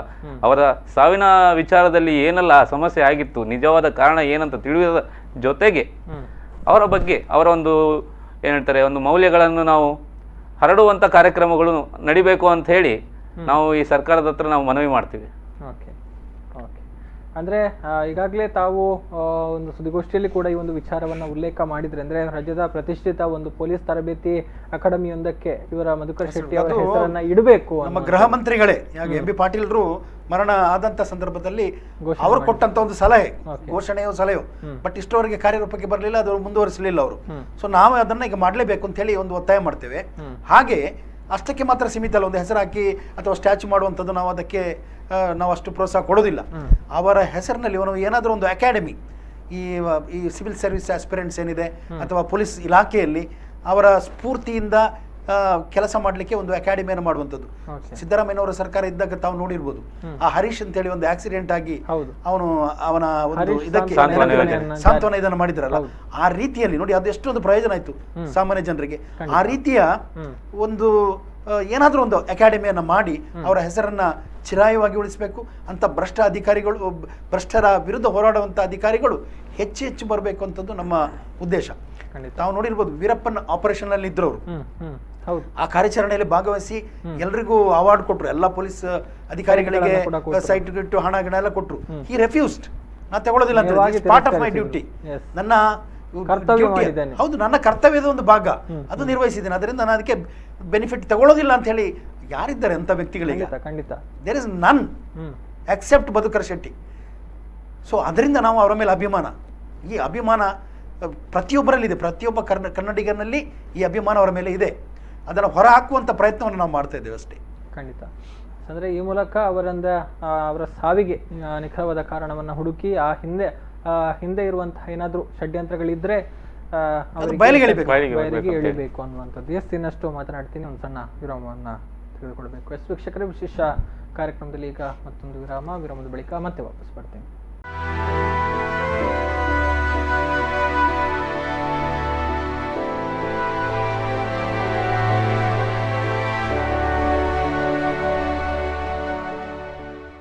ಮತ್ತೊಮ್ಮೆ ಸ್ವಾಗತ ವೀಕ್ಷಕರೇ. ಸಿಗಬಹುದೇ ನ್ಯಾಯ ವಿಶೇಷ ಕಾರ್ಯಕ್ರಮಕ್ಕೆ ನಾವು ಮಾತನಾಡ್ತಾ ಇದ್ವಿ ಡಾಕ್ಟರ್ ಮಧುಕರ್ ಶೆಟ್ಟಿ ಅವರ ಒಂದು ಅಸಹಜ ಸಾವಿನ ಹಿಂದೆ ಉದ್ಭವಿಸಿರುವಂತಹ ಅನುಮಾನಗಳು, ಜೊತೆಗೆ ಆ ನಿಟ್ಟಿನಲ್ಲಿ ನಡೀತಾ ಇರುವಂತಹ ಪ್ರಯತ್ನಗಳು, ಜೊತೆಗೆ ಇನ್ನೂ ಬರಲಿರುವಂತಹ ಒಂದು ತಜ್ಞರ ವರದಿಯ ಬಗ್ಗೆ ಇರುವಂತಹ ನಿರೀಕ್ಷೆಗಳ ಬಗ್ಗೆ ನಾವು ಮಾತನಾಡ್ತಾ ಇದ್ವಿ. ಎಸ್ ಪಿ ಚಂಗಪ್ಪ ಅವರೇ, ಮಾತನಾಡ್ತಾ ಇದ್ರಿ ಒಂದು ಮಧುಕರ್ ಶೆಟ್ಟಿ ಅವರ ವ್ಯಕ್ತಿತ್ವದ ಬಗ್ಗೆ, ಯಾವ ರೀತಿ ಅವರು ಒಂದು ಕೆಲಸವನ್ನ ಮಾಡ್ತಾ ಇದ್ರು, ಹೇಗೆ ನನ್ನ ಕರ್ತವ್ಯವನ್ನ ಮೆರೀತಾ ಇದ್ರು ಅನ್ನುವಂಥದ್ದು. ಬಹುಶಃ ಅವರ ಒಂದು ಕರ್ತವ್ಯದ ಒಂದು ಕಾರ್ಯತತ್ಪರತೆಗೆ ಒಂದು ಸಾಕ್ಷಿ ಅವರು ವೀರಪ್ಪನ್ ಕಾರ್ಯಾಚರಣೆಯಲ್ಲಿ ಅವರು ಮಾಡಿರುವಂತಹ ಕೆಲಸಗಳು. ಇನ್ನು ಒಂದು ಪ್ರಶ್ನೆ ಬಹಳ ಬೇಜಾರಿಂದಲೇ ಕೇಳಬೇಕಾಗತ್ತೆ. ಅಂದ್ರೆ ಸಾಮಾನ್ಯವಾಗಿ ಇಂತಹ ದಕ್ಷ ಅಧಿಕಾರಿಗಳು ಅಥವಾ ದಕ್ಷ RTI ಕಾರ್ಯಕರ್ತರಿರ್ಬೋದು ಇತ್ಯಾದಿ ವ್ಯಕ್ತಿಗಳ ಸಾವಿನ ಅಂದ್ರೆ ಈ ರೀತಿ ಅನುಮಾನಾಸ್ಪದ ಸಾವುಗಳು ಸಂಭವಿಸಿದಾಗ ಒತ್ತಾಯಕ್ಕೋ ಪ್ರತಿಭಟನೆಗೋ ಮಣಿದು ನ್ಯಾಯಾಂಗ ತನಿಖೆಯೋ ಅಥವಾ CBI ತನಿಖೆಯೋ CID ತನಿಖೆ ಎಲ್ಲ ನಡೆಯುತ್ತೆ. ಆದರೆ ಬಳಿಕ ಅವರಿಗೆ ನ್ಯಾಯ ಸಿಗುತ್ತಾ ಎನ್ನುವಂತಹ ಪ್ರಶ್ನೆಗಳು ಕೂಡ ಕೇಳಬೇಕಾಗತ್ತೆ. ಯಾಕಂತ ಹೇಳಿದ್ರೆ ಅನೇಕ ಸಂದರ್ಭಗಳಲ್ಲಿ ನ್ಯಾಯ ಅನ್ನುವಂಥದ್ದು ಮರೀಚಿಕೆಯಾಗಿರುವಂಥದ್ದು, ಆ ಒಂದು ತನಿಖಾ ವರದಿಗಳು ಹಳ್ಳ ಹಿಡಿಯುವಂಥದ್ದು, ಧೂಳು ಹಿಡಿಯುವಂಥದ್ದು ಎಲ್ಲ ಗಮನಿಸ್ತಾ ಇರ್ತೇವೆ. ಸೊ ಈ ವಿಚಾರದಲ್ಲಿ ನಾವು ಏನಾದರೂ ಅಂತಹ ಒಂದು ಅನುಮಾನಾಸ್ಪದ ಅಂಶಗಳಿದ್ದು ತನಿಖೆ ನಡೆದರೆ ನ್ಯಾಯವನ್ನ ನಿರೀಕ್ಷೆ ಮಾಡಬಹುದಾ ಅನ್ನುವಂಥದ್ದು. ಅಲ್ಲ, injustice anywhere is threat to justice everywhere ಅಂತ ಹೇಳ್ತಾರೆ. ನಮಗೆ ಮಾರ್ಟಿನ್ ಲೂಥರ್ ಕಿಂಗ್ ಹೇಳಿದಂಥ ಮಾತು, injustice anywhere threat to justice everywhere ಅಂತ. ಎಲ್ಲಿ ಅನ್ಯಾಯ ಆಗ್ತದೋ ಇಡೀ ಜಸ್ಟಿಸ್ ಸಿಸ್ಟಮ್ಗೆ ಅದು ಎಫೆಕ್ಟ್ ಆಗ್ತದೆ ಅಂತೇಳಿ ಇದನ್ನು ಮನಗೊಂಡು ನಾವು ಈಗ ಹೋರಾಟ ಮಾಡ್ತಾ ಇದ್ದೇವೆ. CBI ಮೇಲೆ ನಮಗೆ ಅಪಾರ ನಂಬಿಕೆ ಇದೆ. ಇಲ್ಲಿ ಎರಡೂ ಸರ್ಕಾರಗಳ ಪಾತ್ರ ಇದೆ. ಕೇಂದ್ರ ಸರ್ಕಾರ ಇರ್ಬೋದು, ರಾಜ್ಯ ಸರ್ಕಾರದ ಪಾತ್ರ ಇದೆ. ಇಬ್ಬರಿಗೂ ಅವರು ಬೇಕಾದಂಥ ವ್ಯಕ್ತಿ. ಟ್ರುತ್ ಮಸ್ಟ್ ಕಮ್ ಔಟ್, ಸತ್ಯ ಹೊರಬರಬೇಕು. CBI ಮೇಲೆ ನಮಗೆ ಅಪಾರ ನಂಬಿಕೆ ಇದೆ, ನ್ಯಾಯಾಂಗದ ಮೇಲೆ ನಮಗೆ ವಿಶ್ವಾಸ ಇದೆ. ಏನಾದರೂ ಈಗ ತಜ್ಞರ ಸಮಿತಿ ಮೇಲೆ ವಿಶ್ವಾಸ ಇದೆ, ಒಳ್ಳೆಯ ತಜ್ಞರನ್ನು ಆಯ್ಕೆ ಮಾಡಿದ್ದಾರೆ, ಆ ಸಮಿತಿಯು ಕೊಡುವಂಥ ರಿಪೋರ್ಟ್ ಮೇಲೆ ಅವಲಂಬಿತವಾಗಿದೆ. ತದನಂತರ CBI ಮೇಲೆ ವಿಶ್ವಾಸ ಇದೆ, ನ್ಯಾಯ ಜಯ ಆಗ್ತದೆ ಅನ್ನುವಂಥ ನಮಗೆ ವಿಶ್ವಾಸ ಇದೆ. ಅಂದ್ರೆ ಆ ಒಂದು ನಿರೀಕ್ಷೆಗಳ ಮೇಲೆ ನಾವು ಮಾಡ್ತಾ ಇದ್ದೇವೆ. ಅಂದ್ರೆ ಏನಾಗ್ತದೆ, ಇಂತಹ ಘಟನೆಗಳನ್ನು ನಾವು ಹಾಗೆಯೇ ಲೆಕ್ಕಕ್ಕೆ ತೆಗೆದುಕೊಳ್ಳದೆ ಬಿಟ್ಟುಬಿಟ್ರೆ, ಮರೆತು ಬಿಟ್ರೆ, ಅರಿಸ್ಟಾಟಲ್ ತತ್ವಜ್ಞಾನಿ ಒಂದು ಮಾತು ಹೇಳಿದ್ರೆ ನಿಮಗೆ ಗೊತ್ತಾಗ್ಬೋದು. Man is the best of all animals, separated from law and justice is the worst of all ಅಂತೇಳಿ. ಕಾನೂನು ಮತ್ತು ನ್ಯಾಯವನ್ನು ಬಿಟ್ಟು ಹೊರತುಪಡಿಸಿ ಮನುಷ್ಯ ಇದ್ರೆ ಅವನು ಪ್ರಾಣಿಗಳಿಗೆ ಸಮಾನ ಅಂತೇಳಿ. ಸೊ ನಮಗೆ ಈ ನ್ಯಾಯ ಮತ್ತು ಜಸ್ಟಿಸ್ ಎರಡು ಸಿಗಬೇಕು ಅನ್ನುವಂಥದ್ದು ನಮ್ಮ ಪ್ರಯತ್ನ. ಅದು CBI ಮುಖಾಂತರ ಸಿಗುತ್ತದೆ ಅನ್ನುವಂಥ ಧೈರ್ಯ, ವಿಶ್ವಾಸ ನಮಗಿದೆ. ಮತ್ತೆ ಅವರಿಗೆ ಬಿಟ್ಟಂಥದ್ದು. ಎಸ್, ಅಂದರೆ ಒಂದು ಕಡೆಯಿಂದ CBI ತನಿಖೆ ನಡಿಬೇಕು, ಆ ಮೂಲಕ ಅವರ ಒಂದು ಅಸಹಜ ಸಾವು ಏನಿದೆ ಅದರ ಹಿಂದೆ ಏನಾದರೂ ಷಡ್ಯಂತ್ರಗಳಿದ್ದರೆ ಅಥವಾ ಯಾರ್ದಾದ್ರೂ ಕೈವಾಡ ಇದ್ದರೆ ಅದು ಬಯಲಾಗಬೇಕು, ಬಹಿರಂಗ ಆಗಬೇಕು, ಅವರಿಗೆ ಶಿಕ್ಷೆ ಆಗಬೇಕು ಅನ್ನುವಂಥದ್ದು. ಇದರ ಜೊತೆಗೆ ಅವರ ಒಂದು ಹೆಸರನ್ನು ಉಳಿಸುವಂಥ ನಿಟ್ಟಿನಲ್ಲಿ ಕೂಡ ಪ್ರಯತ್ನಗಳು ನಡಿಬೇಕಾಗಿರುವಂಥದ್ದು. ಸೊ ಆ ನಿಟ್ಟಿನಲ್ಲಿ ಯೋಚನೆ ಮಾಡಿದರೆ ಏನಾಗಬೇಕು ಅನ್ನುವಂಥದ್ದು. ದಕ್ಷ ವ್ಯಕ್ತಿಯ ಸಾವು ವ್ಯರ್ಥವಾಗುವುದಿಲ್ಲ ಅಂತ ನನ್ನ ಭಾವನೆ. ಯಾಕೆ ಈ ಮಾತು ಹೇಳ್ತೀನಿ ಅಂತಂದರೆ, ನ್ಯಾಯ ಮತ್ತು ನ್ಯಾಯಾಂಗದ ಬಗ್ಗೆ ಇನ್ನೂ ಎಲ್ರಿಗೂ ನಂಬಿಕೆ ಹೋಗಲಿಲ್ಲ, ಇನ್ನೂ ಜೀವಂತ ಇದೆ. ಹೌದು, ನೀವು ಪ್ರಸಕ್ತ ನೀವು ವಿದ್ಯಮಾನಗಳನ್ನೆಲ್ಲ ನೋಡಿದರೂ ಕೂಡ ಯಾರನ್ನು ಕೂಡ ಕ್ವಶನ್ ಮಾಡುವಂಥ ಒಂದು ಅಥಾರಿಟಿ ಒಬ್ಬ ಸಾಮಾನ್ಯ ಮನುಷ್ಯನಿಗಿದೆ. ಆ ನಿಟ್ಟಿನಲ್ಲಿ ನೋಡುವಂಥ ಸಂದರ್ಭದಲ್ಲಿ ಇವರ ಸಾವಿನ ತನಿಖೆ ಅಥವಾ ಈಗ ನಾಳೆ ವರದಿ ಬಂದ ನಂತರ, ವೈದ್ಯರ ವರದಿ ಬಂದ ನಂತರ ನಾವು CBIಗೆ ನಾವು ಏನು ಒಂದು ಒತ್ತಾಯ ಕೊಡ್ತಾ ಇದ್ದೇವೆ, ಅಲ್ಲಿ ನಮಗೆ ನ್ಯಾಯ ಸಿಗ್ತದೆ ಅನ್ನುವಂಥ ಒಂದು ದೃಢ ನಂಬಿಕೆ ನಮ್ಮಲ್ಲಿದೆ. ಯಾವುದಕ್ಕೂ ನಮಗೆ ಈಗ ವರದಿ ಒಂದು ಬಂದು ಮುಂದಿನ ಹೆಜ್ಜೆ ಏನೆಂಬುದು ನಾವು ನಿರ್ಧಾರಪಡಿಸಬೇಕಾಗ್ತದೆ. ಓಕೆ, ಅಂದರೆ ಈಗ ವರದಿಗಳು ಯಾವಾಗ ಬರ್ಬೋದು? ಅಂದರೆ ಈ ಒಂದು ವರದಿ ಕೊಡುತ್ತೆ ಏನು ತಜ್ಞರ ಸಮಿತಿ, ಯಾವಾಗ ಬರುವಂತ ನಿರೀಕ್ಷೆ ಇದೆ? ಅಂದರೆ ಶೀಘ್ರದಲ್ಲಿ ಬರ್ಬೋದು. ಈಗ ಅಂದರೆ ಈಗ ಕಳೆದ ಮಾರ್ಚ್ನಲ್ಲಿ ಕಾನ್ಸ್ಟಿಟ್ಯೂಟ್ ಮಾಡಿದ್ದಾರೆ, ಇನ್ನು 1 hour ವಿದಿನ್ ಅ ಮಂತ್ ಬರ್ಬೋದು ಅಂತ ನಮ್ಮ ಅನಿಸಿಕೆ. ಅಂದರೆ ನನಗೆ ಅದರಲ್ಲಿರುವಂಥ ತಜ್ಞರಿದ್ದಾರಲ್ಲ ಅವರ ಬಗ್ಗೆ ಅಪಾರ ನಂಬಿಕೆ ಇದೆ. ಸೊ ಅದರಿಂದ ನಾವು ಆ ವಿಶ್ವಾಸದಿಂದ ಹೇಳ್ತೇನೆ, ಸಮಿತಿ ರಿಪೋರ್ಟ್ ವೆರಿ ಇಂಪಾರ್ಷಿಯಲ್ ರಿಪೋರ್ಟ್ ಬರ್ತದೆ ಅನ್ನುವಂಥ ಧೈರ್ಯ ನಮಗಿದೆ. ಓಕೆ, ಇನ್ನು ಕೊನೆಯದಾಗಿ ಏನು ಹೇಳೋಕೆ ಬಯಸ್ತೀರಿ ಅನ್ನುವಂಥದ್ದು? ಏನಿಲ್ಲ, ಒಬ್ಬ ದಕ್ಷ ಅಧಿಕಾರಿಯ ಸಾವು ವ್ಯರ್ಥ ಆಗಬಾರ್ದು. ಹಾಗೆ ಮುಂಬರುವಂಥ ದಕ್ಷ ಅಧಿಕಾರಿಗಳಿಗೆ ಅವರು ಮಾದರಿ ಆಗಿರಬೇಕು. ಅಷ್ಟು ಮಾತ್ರ ಅಲ್ಲ, ಮುಂಬರುವಂಥ ಅಧಿಕಾರಿಗಳಿಗೆ ಒಂದು ಭಯ, ಹೆದರಿಕೆ ಏನು ಅವರ ಮನಸ್ಸಿನಲ್ಲಿ ಇರಬಾರ್ದು. ಅಂದರೆ ಭ್ರಷ್ಟತೆಯ ವಿರುದ್ಧ ಹೋರಾಟ ಮಾಡಲಿಕ್ಕೆ, ಹಾಗೂ ಮತ್ತೆ ಸಿಂಪ್ಲಿಸಿಟಿ, ಅವರು ತೋರಿಸಿದಂಥ ಸಿಂಪ್ಲಿಸಿಟಿ, ಸರಳತೆ, ಒಬ್ಬ ಅಧಿಕಾರಿ ಹೇಗಿರಬೇಕು ಅನ್ನೋದನ್ನು ಅವರು ತೋರಿಸಿಕೊಟ್ಟಿದ್ದಾರೆ ಸಮಾಜಕ್ಕೆ. ಅದು ಎಲ್ಲರಿಗೂ ಅನುಕರಣೀಯ. ಅದು ಅನುಸರಿಸ್ತಾ ಇದ್ದಾರೆ ಕೆಲವು ಆಫೀಸರ್ಸ್ಗಳು. ನನಗೆ ನೋಡೋಕೆ ತುಂಬಾ ಖುಷಿ ಆಯ್ತು. ನನಗೆ 2 ಹೆಸರು ಉಲ್ಲೇಖ ಮಾಡಿದೆ, ಅಣ್ಣಾಮಲೈ ಇರ್ಬೋದು, ನಮ್ಮ ಇವರು ರವಿಚಂದ್ರನ್ ಅವರು ಇರ್ಬೋದು, ನಮ್ಮ ಸಂದೀಪ್ ಪಾಟೀಲ್ ಇರ್ಬೋದು. ಇಲ್ಲಿ ಡೂಯಿಂಗ್ ವೆರಿ ಗುಡ್ ವರ್ಕ್. ಹಿಂದೆ ಚಂದ್ರಶೇಖರ್ ಅವರು ಇದ್ರು. ಸೊ ನಾವೆಲ್ಲ ಅವ್ರ ಮೇಲೆ ಅಭಿಮಾನ ಇದೆ. ಯಾಕೆಂದ್ರೆ ಪೊಲೀಸ್ ವ್ಯವಸ್ಥೆ ಯಾವಾಗ ಬಲಿಷ್ಠ ಆಗಿರ್ತದೆ ಆಗ ನಮ್ಮ ಸಮಾಜದಲ್ಲಿ ಒಂದು ರೀತಿಯ ಶಾಂತಿ ಇರ್ತದೆ. ಖಂಡಿತ ಅವರು ಪೀಪಲ್ ಫ್ರೆಂಡ್ಲಿ ಆಗಿರ್ಬೇಕು, ಜನರಲ್ಲಿ ಒಂದು ರೀತಿಯ ಜನಸ್ನೇಹಿ ಆಗಿದ್ದರೆ ಮಾತ್ರ ಒಂದು ಜನರ ವಿಶ್ವಾಸ ಗಳಿಸಲಿಕ್ಕೆ ಸಾಧ್ಯ ಆಗ್ತದೆ, ಹಾಗೂ ನ್ಯಾಯ ಮತ್ತೆ ಜಸ್ಟಿಸ್ ಉಳಿಲಿಕ್ಕೆ ಸಾಧ್ಯ ಆಗ್ತದೆ. ಖಂಡಿತ. ಅಂದ್ರೆ ಎಲ್ಲೋ ಒಂದು ಕಡೆ ಈಗ ಪೊಲೀಸರು ಅಂದ್ರೆ ಭಯ ಪಡುವಂಥದ್ದು, ಅಂದ್ರೆ ಆರಕ್ಷಕರು ಅನ್ನುವಂತಹ ಒಂದು ಪಟ್ಟ ಹೋಗಿ ಈಗ ಪೊಲೀಸರನ್ನ ಕಂಡ್ರೆ ಜನರು ಭಯ ಪಡುವಂತಹ ಸನ್ನಿವೇಶಗಳಲ್ಲಿ ನಿರ್ಮಾಣ ಆಗಿರೋದು. ಆ ರಾಕ್ಷಸರಾಗಬಾರ್ದು. ಸೊ ಅದಕ್ಕೆ ವ್ಯತಿರಿಕ್ತವಾಗಿದ್ದಂತ ವ್ಯಕ್ತಿ ಇವರು, ಅದಕ್ಕೆ ನಾವು ಅವರನ್ನ ಗ್ಲೋರಿಫೈ ಮಾಡ್ತಾ ಇದ್ದೇವೆ. ಎಸ್ ಅಂದ್ರೆ ಅಂತಹ ಒಂದು ಸಂದರ್ಭದಲ್ಲಿ ಇಲ್ಲ, ಪೊಲೀಸರಲ್ಲೂ ಮಾನವೀಯತೆ ಇದೆ, ಮಾನವೀಯ ಕಳಕಳಿ ಇದೆ ಅನ್ನುವಂಥದ್ದನ್ನ ಕೇವಲ ಬಾಯಿ ಮಾತಲ್ಲಿ ಹೇಳಿರುವಂಥದ್ದಲ್ಲ, ಸಾಧಿಸಿ ತೋರಿಸಿದಂಥವ್ರು. ಬೆಸ್ಟ್ ಎಕ್ಸಾಂಪಲ್ ಅದಕ್ಕೆ ನಾವು ಶೆಟ್ಟಿಗುಪ್ತ ಹಳ್ಳಿಯನ್ನ ನಾವು ಯಾವತ್ತಿಗೂ ಕೂಡ ತೋರಿಸಬಹುದು ಅನ್ನುವಂಥದ್ದು. ಅಂಥ ಒಂದು ಅಧಿಕಾರಿಗೆ ಆಗಿರುವಂತಹ ಅನ್ಯಾಯ ಅಥವಾ ಅಂದ್ರೆ ಅನ್ಯಾಯ ಆಗಿರಬಹುದು ಅನ್ನುವಂತಹ ಅನುಮಾನಗಳು ದಟ್ಟ ಆಗಿರುವಂಥದ್ದು. ಸೊ ನೀವೇನು ಹೇಳ್ತೀರಿ ಸರ್ ಈ ಬಗ್ಗೆ? ಪಕ್ಕದ ಮನೆಯಲ್ಲಿ ಏನೋ ಒಂದು ಇನ್ಸಿಡೆಂಟ್ ಆಗಿದೆ ಅಂತಂದ್ರೆ ಯಾಕೆ ತಲೆ ಕೆಡಿಸ್ಕೊಳ್ಬೇಕು ಅನ್ನೋಂಥ ಸಮಾಜದಲ್ಲಿ, ಇಂದಿನ ಸಮಾಜದಲ್ಲಿ ಇಂದು ಒಬ್ಬ ದಕ್ಷ ಅಧಿಕಾರಿ ಇಡೀ ಭಾರತವೇ ನನ್ನದು, ಇಡೀ ದೇಶವೇ ನನ್ನದು ಅಂತೇಳಿ ಪ್ರಾಣತ್ಯಾಗ ಮಾಡಿರುವಾಗ ಅವರಂಥ ಅಧಿಕಾರಿ ಎಲ್ಲರಿಗೂ ಏನು ಹೇಳ್ತಾರೆ, ಈಸ್ ಅ ರೋಲ್ ಮಾಡೆಲ್. ಆ ನಿಟ್ಟಿನಲ್ಲಿ ಅವರ ಸಾವು ವ್ಯರ್ಥವಾಗದೆ ಎಲ್ರಿಗೂ ದಾರಿದೀಪ ಆಗಲಿ ಅನ್ನುವಂಥದ್ದೇ ನಂದು ಉದ್ದೇಶ. ಅವರಿಗೆ ನ್ಯಾಯ ಸಿಗಲಿ, ಅವರಿಗೆ ನ್ಯಾಯ ಸಿಕ್ಕರೆ ನಮ್ಮ ಸಮಾಜಕ್ಕೆ ನಮಗೆ ನ್ಯಾಯ ಸಿಕ್ಕಂತೆ. ಖಂಡಿತ. ಮತ್ತು ಅವರು ಪ್ರತಿಯೊಬ್ಬರಿಗೂ ರೋಲ್ ಮಾಡೆಲ್ ಅಂತ ಹೇಳುವ ವಿಚಾರದಲ್ಲಿ ಅವರನ್ನು ನೋಡಿ ಅಟ್ಲೀಸ್ಟ್ ಒಬ್ರು ಬದಲಾವಣೆ ಆದ್ರೆ, ಒಬ್ರು ಪೊಲೀಸ್ ಬದಲಾವಣೆ ಆದ್ರೆ ಸ್ಫೂರ್ತಿಗೊಂಡ್ರು ಕೂಡ ಸಾಕು, ಸಾರ್ಥಕ. ಖಂಡಿತ ಖಂಡಿತ. ಅಂದ್ರೆ ಒಟ್ಟು ಎಲ್ರಿಗೂ ಮಾದರಿಯಾಗಿದ್ದಂಥವ್ರು ಈಗಾಗಲೇ ಹೇಳಿದ್ರು, ಅವರನ್ನ ಅಥವಾ ಅಂತಹ ಅಧಿಕಾರಿಗಳನ್ನ ನೋಡಿ ಅದೆಷ್ಟೋ ಮಂದಿ ಸ್ಫೂರ್ತಿ ಪಡೆದು ನಾನು ಕೂಡ ಪೊಲೀಸ್ ಆಗಬೇಕು, ನಾನು ಕೂಡ ಒಂದು ಸಮಾಜದಲ್ಲಿ ಬದಲಾವಣೆಯನ್ನ ತರಬೇಕು ಅಂತ ಹೊರಟವರಿಗೆ ಬಹುಶಃ ಎಲ್ಲೋ ಈ ರೀತಿಯ ಘಟನೆಗಳು ನಡೆದಾಗ ಸ್ವಲ್ಪ ಮಾನಸಿಕ ಸ್ಥೈರ್ಯ ಕುಗ್ಗುತ್ತೆ. ಅಂದ್ರೆ ಮಾಡಿದ್ರೆ ಕೊನೆಗೆ ಸಿಗುವಂಥದ್ದು ಇಷ್ಟೇ, ಕೊನೆಗೆ ಆಗೋದು ಇಷ್ಟೇ ಅನ್ನುವಂಥ ಒಂದು ಹತಾಶೆಯ ಮನೋಭಾವನೆಗಳು ಕೂಡ ಕಾಡುತ್ತೆ. ಆದರೆ ಹಾಗಾಗಬಾರ್ದು. ಅಂತಹವರ ಒಂದು ಸಾವಿಗೆ ನ್ಯಾಯ ಸಿಕ್ಕಿ ಈ ಮೂಲಕ ಭ್ರಷ್ಟಾಚಾರದ ವಿರುದ್ಧ ಹೋರಾಟ ಯಾವತ್ತೂ ಸೋಲೋದಿಲ್ಲ ಅನ್ನುವಂತಹ ಸಂದೇಶ ರವಾನೆ ಆಗಬೇಕು ಅನ್ನುವಂಥದ್ದು ತಾವು ಹೇಳ್ತಾ ಇರುವಂಥದ್ದು.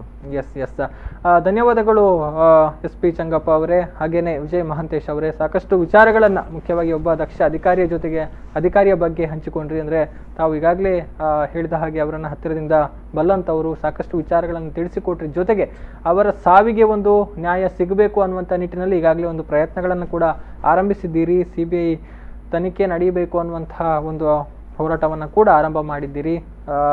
ತಮ್ಮ ಎಲ್ಲ ಆಶಯಗಳು ಈಡೇರಲಿ. ಈ ಮೂಲಕ ಒಬ್ಬ ದಕ್ಷ ಪೊಲೀಸ್ ಅಧಿಕಾರಿಯ ಸಾವಿಗೆ ನ್ಯಾಯ ಸಿಗಲಿ ಅಂತ ಆಶಿಸ್ತಾ ಈ ಒಂದು ವಿಶೇಷ ಕಾರ್ಯಕ್ರಮವನ್ನು ಇಲ್ಲಿಗೆ ಮುಕ್ತಾಯಗೊಳಿಸ್ತಾ ಇದ್ದೇನೆ. ವೀಕ್ಷಕರೇ, ಇದು ಇವತ್ತಿನ ವಿಶೇಷ. ಮುಂದಿನ ವಿಶೇಷ ಕಾರ್ಯಕ್ರಮದ ಮೂಲಕ ಮತ್ತೆ ನಿಮ್ಮ ಮುಂದೆ ಬರ್ತೀನಿ.